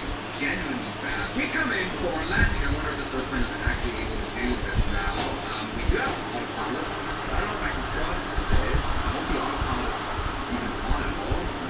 What are you doing, autopilot? This is a public service announcement to all developers. Please develop a good Hawker Trident here. That is genuinely possible. Airplane tries to kill itself. That is the problem there. Try not doing that. Runway's down there. At least the instrument work. I think the localizer work.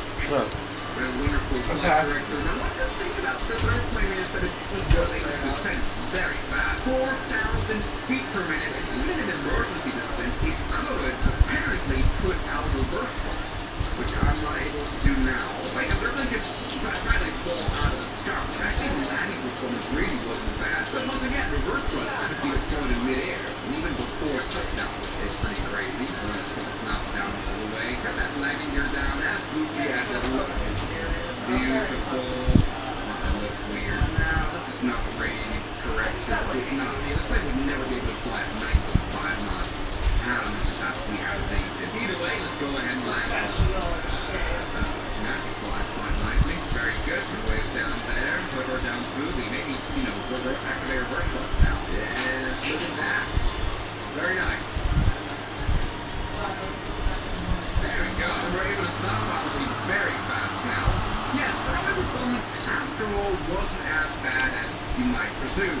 Good. Probably also because of the flaps that you can put out to 1,000,000 degrees, and they're huge. Jesus Christ. At the beginning of the video, I said the thing was not very successful. Once again, it was only 117 were built. We compared that to the 17. That one was built 1,800 times. Well, because it was, after all, that I feel like the Trident was built with so many new features and so many new things that it was kind of forgotten what airlines really need. This plane could only see 202. It wasn't very big, maybe because it was built almost tailored to the European Airways back then. See, Hawker really worked together with those guys and girls and named them. And well, the BAA was happy with this plane. None of the other airliners really wanted the Trident. It was too small and too uneconomical that way. Whereas the 727 turned out to be quite versatile. The first variant, the small one, could only see 106 passengers. But they could all the way extend to 155 passengers. With the 727-200. But the Hawker Siddeley could not expand to a lot of passengers because these engines were too weak. Wings contained the previous unit with the Trident 300. Which actually could seat 680 people, only because they managed to put a booster engine in the tail of the airplane. So they were all a 4-engine plane, so it didn't really make much sense here. To make it a runway test. Because I think there's a flight model with this possibly old and messed up. Seems quite promising. There's no problem with the runway theory at all. You can do it. You can do it. Anyway, you can do it. Okay, that's not very realistic. Jesus Christ. Okay. What a trustable flight model this is. Good one. This flies like a GTA 5 airplane. That's good.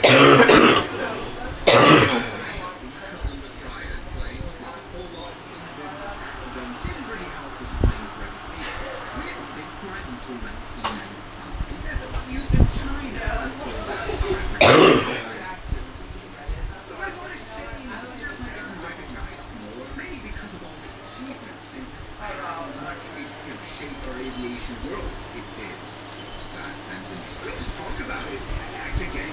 simulator models making their travel back in time and experience like a lot. So please do that. Developers, do it now. So thank you guys so much for watching this vlog. Good night. And a special thanks goes out to my members, my supporters, Game Killer, R27, Dave Ferron, Pat Food, Andrew God, Gaming, Derek, Insider Flow, Initiative 2 Planner, Professional Denial, Riley Williams, and New York. You've got beautiful names.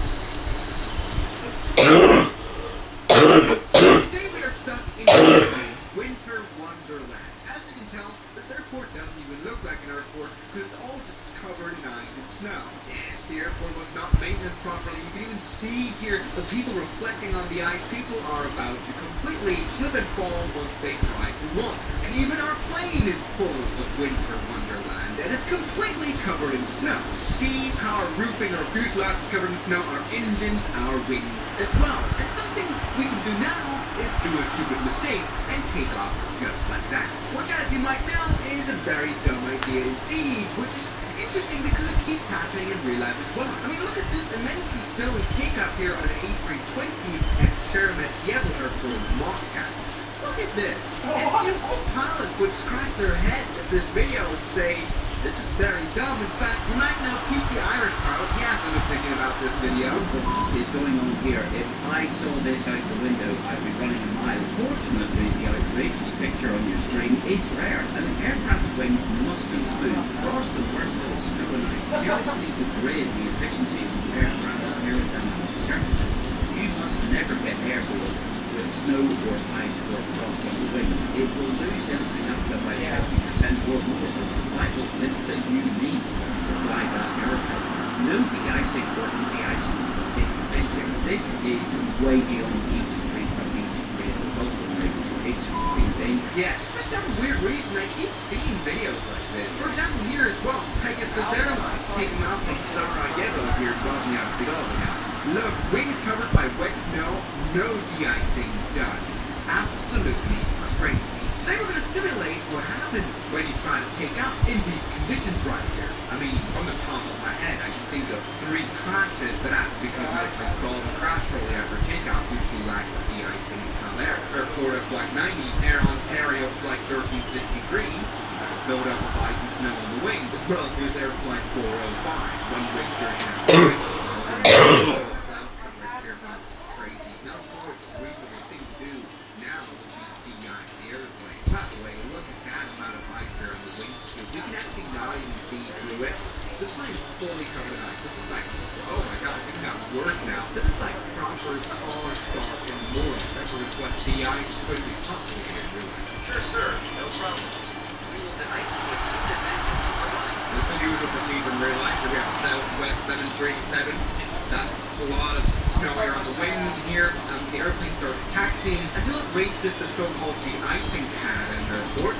And it's the yacht with this liquid that not only is hot to, melt away all the snow and ice, but also has some chemicals in it which are probably extremely harmful for everyone here, but also make sure that there's no other snow and ice that builds up all over the world. So to quickly simulate that, we can quickly come on the engines right now.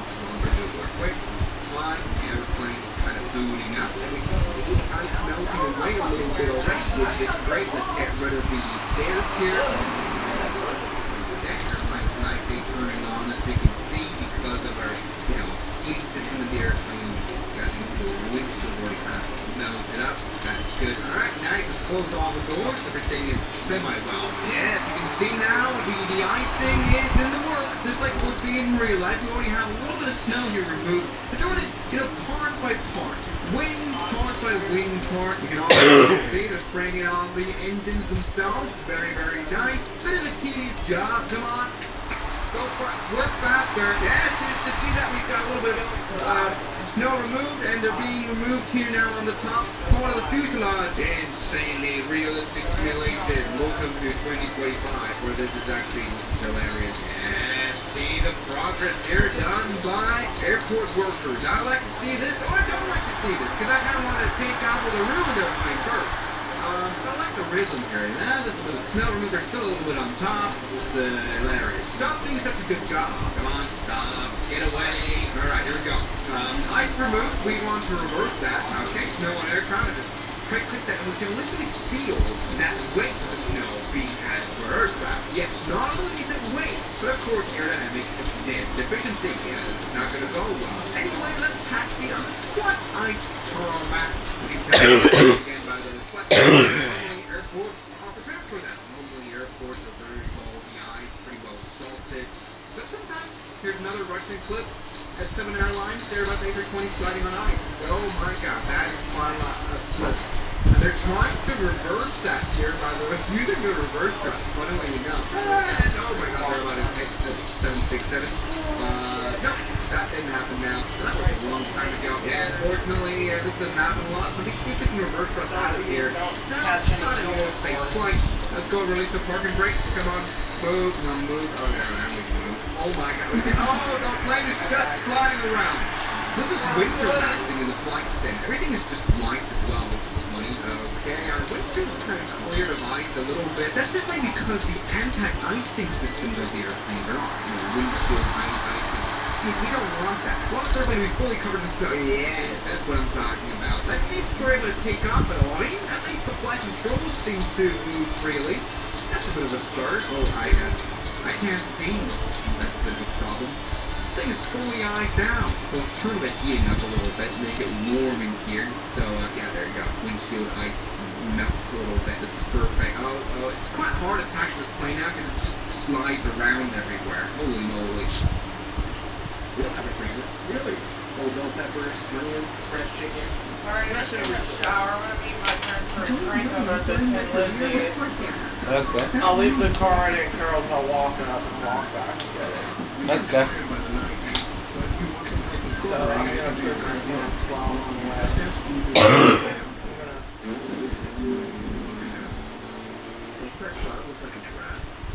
Yeah. That one looks like a weird bird.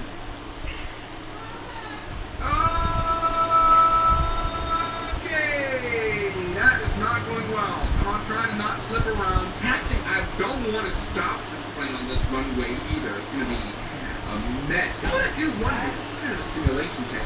Will the snow fall off as we, start, gaining speed? We'll find out about that. But the good thing is we are running on jet engines. And of course the pushback propulsion system that we have, doesn't bring us the issue of not having any traction. By the way, oh my god. This thing, we really can't cut corners. Despite our intrusive weight, hey, whoa, wait here, no, stop sliding. Alright, there we go. We have somehow somewhat aligned on the runway. Let's go ahead and try taking off. Come on, full power. We can do it. There's big flaps. Let's put the flaps down. That's probably a good idea. Hey, look at that. The snow has just magically disappeared. We're just good. There we go. That's not actually half bad. Yes, the snow blows off easily, but what we don't know is about the ice. Oh my god. That's become a lot worse. What we don't know about is the icing of the aircraft. There we go, though. We've been able to take off. Luckily, under those wings, there's not heavy icing, which is able to kill us. Let's try this again, but this time around, we don't want this heavy snow that's just able to, powder off. But we want heavy ice on aircraft, tail ice on aircraft. So not only do we have snow now, look at this. We've got proper icing, especially on the leading edge, as well as on the engine. This is now really hardcore mode. We will probably not survive this takeoff. Look, even we have icing on the pitot, meaning we won't be able to read airspeed. Oh, I can't see a single thing. Alright, then we'll have to use outside view. Now the snow's going to blow off. As you can see, yep, that's just happened. But the icing is staying there. And that is not good. Look, even here on the vertical stabilizer, we are in lots and lots of trouble. Oh, we're in lots and lots of trouble. Now, in the cockpit, you realize, oh my god, we're just slipping here. Okay, let's see if we're able to even take off at all. Uh-oh. And because of our wing, these wings don't generate lift. Barely any. Oh my god. Maybe we were able to take off? Yes. With enough airspeed, we're able to take off indeed. It's not scary. Jesus Christ. Come on, turn on the window heaters. Do that. I can't see anything, nor can we fly properly, really. Let's see if we can come in for a landing, though. I really would like to try that. Now, I will have to use outside view a little bit. It's just miserable. Now it says icing on the engine, icing on the wing. It's able to tell that. It's kind of too late now. We have to return out. Let me try doing a teardrop direct maneuver landing on this icy runway. Got terrain warning. Good stuff, that's working. Alright, let's try and meet a return now. Oh my god, I can't see. Oh my god, I can't see. Oh. There.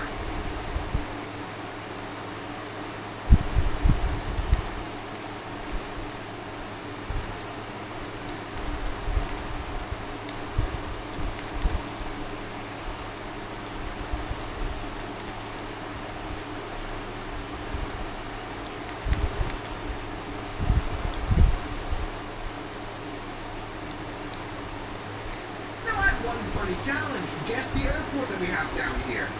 What could it be? What could it be? Judging by the beach, judging by literal in the background. Of course, this is Los Angeles International Airport. Well, it was Los Angeles International Airport 19 years ago. How fun it is that the Microsoft Flight Simulator lets us properly travel back in time. Because of the developers of Red Wing here for the Microsoft Flight Simulator, they have this interesting 1935 project where they recreate what airports used to look like in 1935. Not all over the world. Here is, for example, LaGuardia, which was built in 1929. It used to look like this. Probably cleaner, though, than it is today.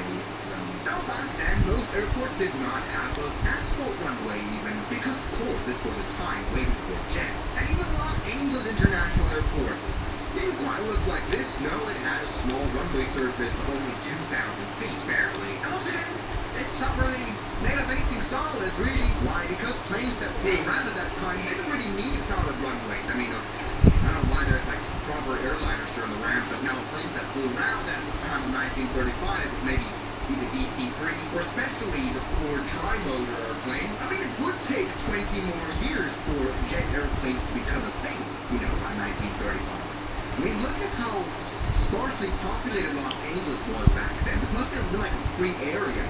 There was nothing here, except for a very, very small hangar building. This one was constructed in 1930. Let's see if we can use a modern airliner on old airports, but probably not.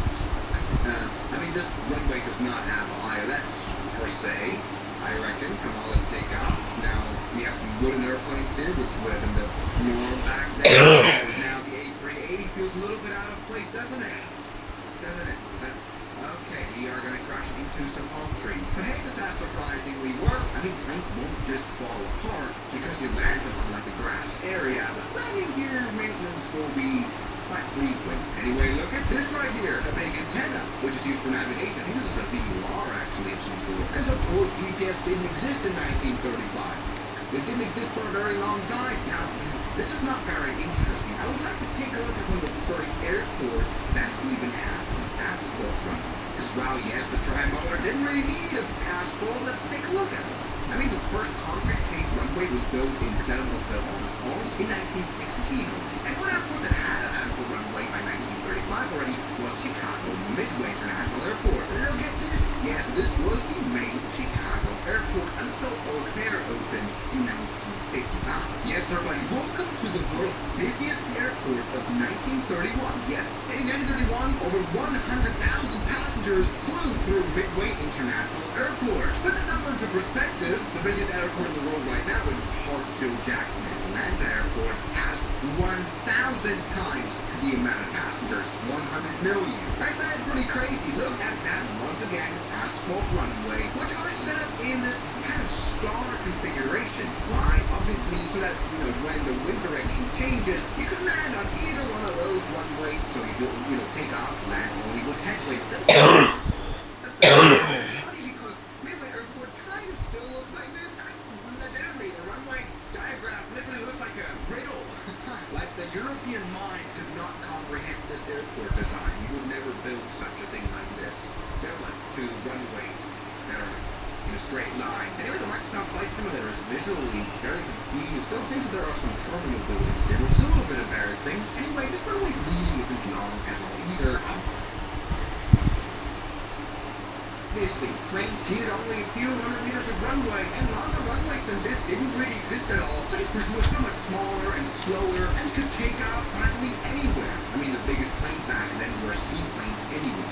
You know, the seaplane could take off. Here we have sort of a runway. I guess this is where the runway actually ends already. This airport is genuinely used as for our huge A380.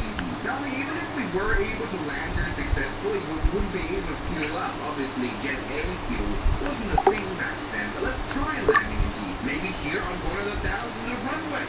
Good. Yeah, it's funny because there's still like some planes parked everywhere. You can see how much the airport has grown over time in space. I mean, the square obviously is how much space the Midway Airport uses nowadays, and it's kind of quadrupled here, you know, runway size. So that's very interesting. Let's go ahead and land successfully. Don't you worry, breeze. You know, this plane has turned out to be quite reliable when landing on short runways. Look at that. We're coming in to one of the runways. I think it's funny how runways have especially changed over the years. I mean, of course, planes as well. But like, you didn't have markings back then. We didn't really have numbers back then, it seems like, either. Oh my god. Okay, you know what? Maybe this airport isn't as usable as I had thought for A380. That already worked.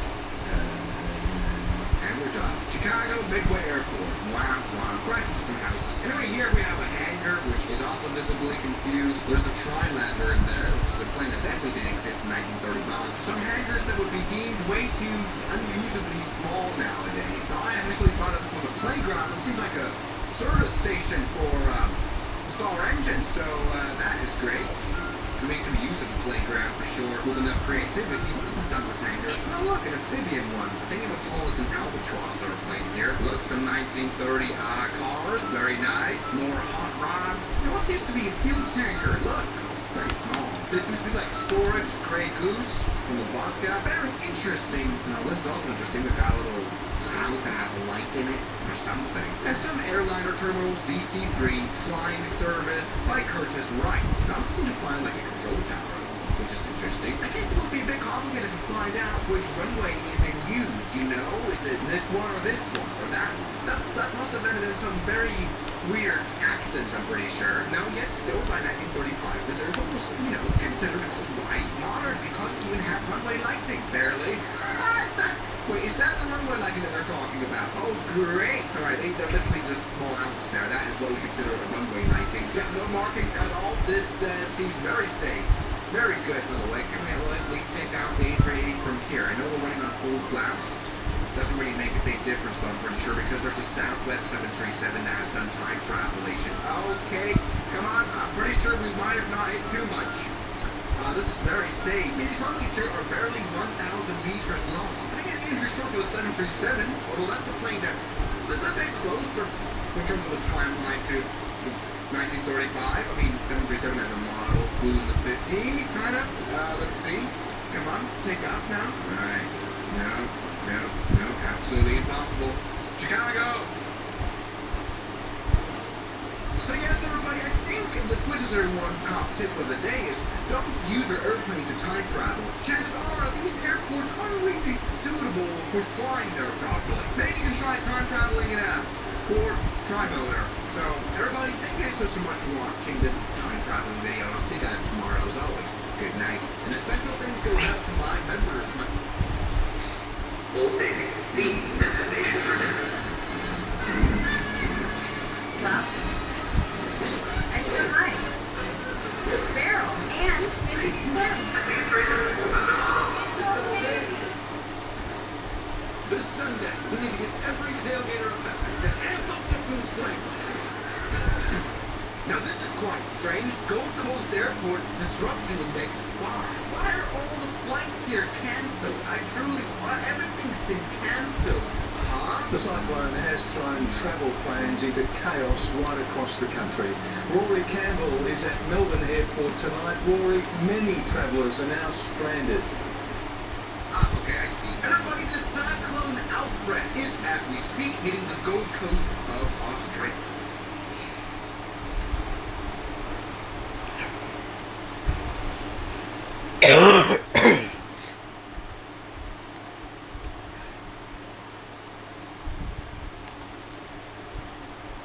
If we detach the space shuttle Microsoft flights in, where the heck does the 747 auto fly to? So the premise here is super simple. 747 SCA, and I'm just going to try to keep up with this thing. Let us detach here. 3, 2, 1. We're officially detached, and now the space shuttle will go on its way, and the 747 will also go on its way. Let's hope it doesn't go too fast.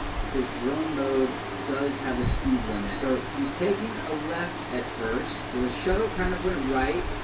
Now the 747 is going about as fast as my drone camera can go. Oh no, this is bad. There he is, far off in the distance. He's kind of coming back around, so I think we can intercept him in a way. So he's done about a 180 now. And if we stop the camera for a second, oh, it disappeared. So it appears the 747 just flies in circles until you land the shuttle. There's your hand.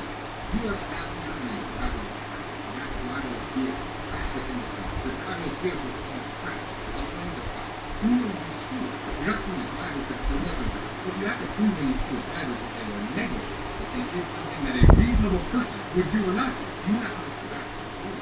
You're saying, hey, we have this product, and the product malfunctioned. That is not negligence. That's extremely, extremely different. I guess I should say, this area of the wall has not been challenged and tested yet. Companies.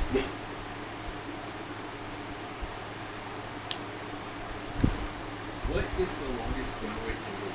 On the license pilot, let's go from the shortest to the longest. The shortest is at Euroskin Airport in Salem, just 1,312 meters. Next is at LAX. The longest runway measures 12,090 feet.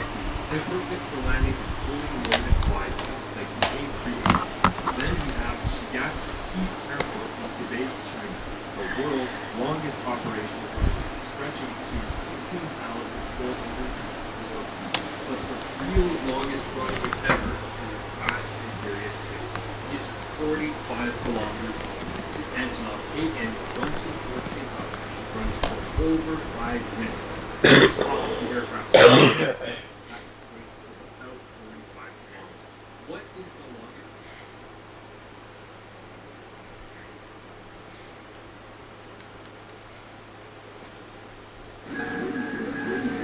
Go around. Hear the head. Terrain ahead. Don't think. Terrain ahead. Don't think. One side. Terrain ahead. Don't think. Terrain ahead. Don't think. Terrain ahead. Don't think. Reload. Terrain. Terrain ahead. Pull up. 3. Terrain ahead. Pull up. 2. Terrain ahead. Pull up. 100. Terrain ahead. Pull up. 50. Terrain ahead.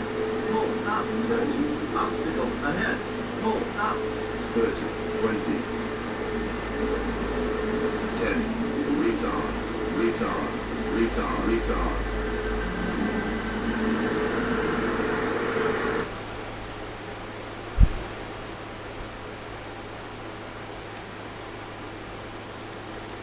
So I finally tried the free Browser Flight Simulator GFS.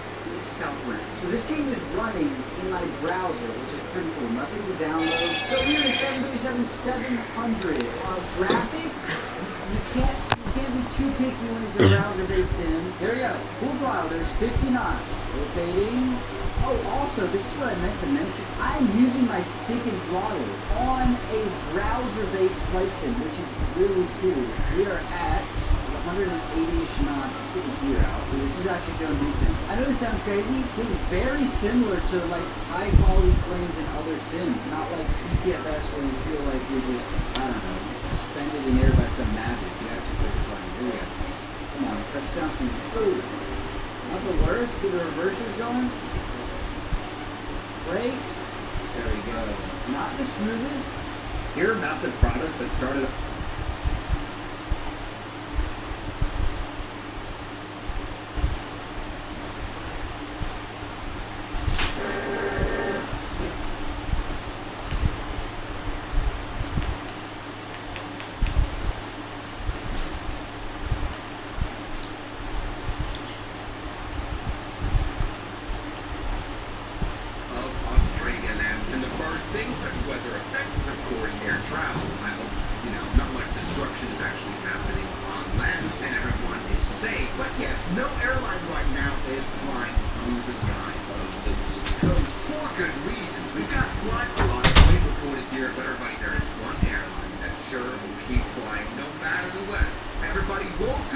Swiss 001 Airlines.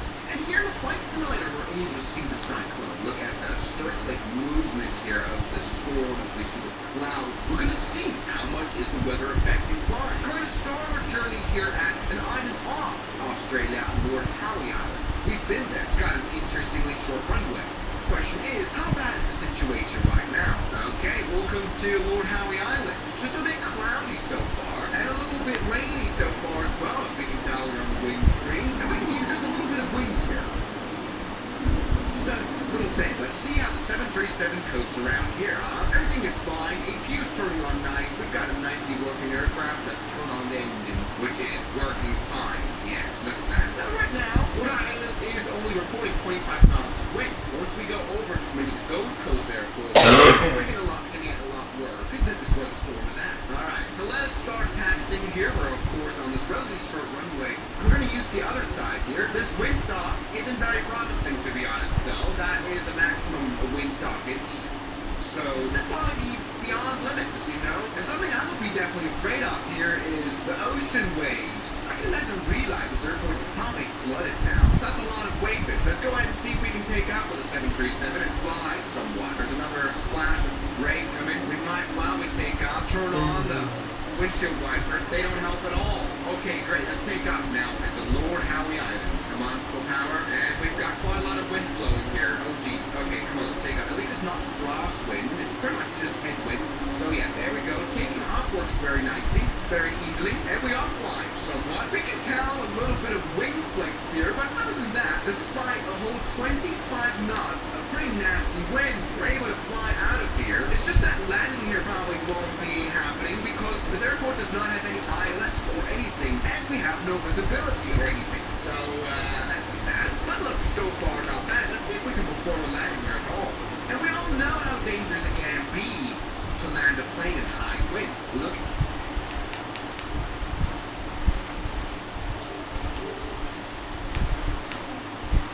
The Olympics. Being a doctor.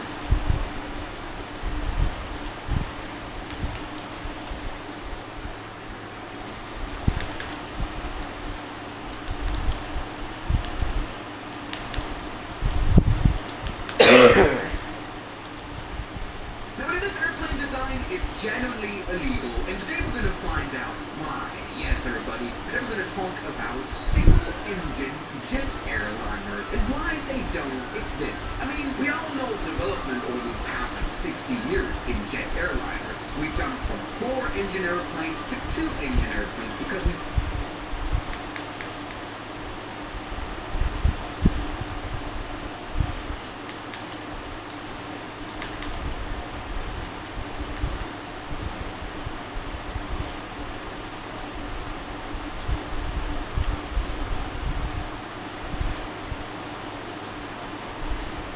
we are one of the top-rated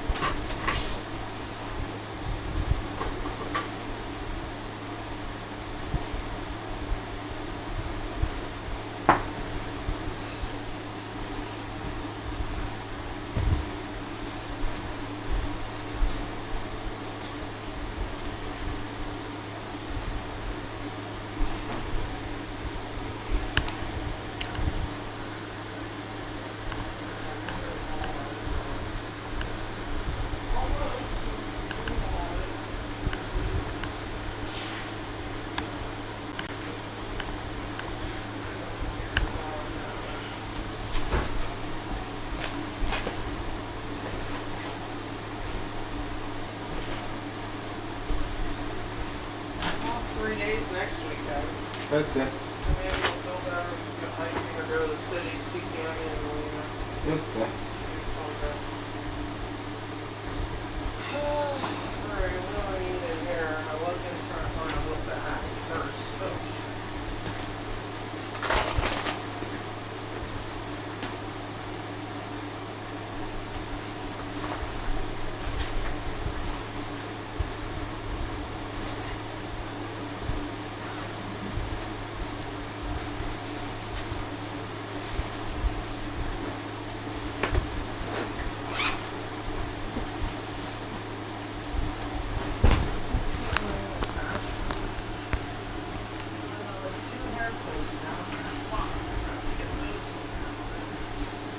Bella probably found them and threw them under there. She collects.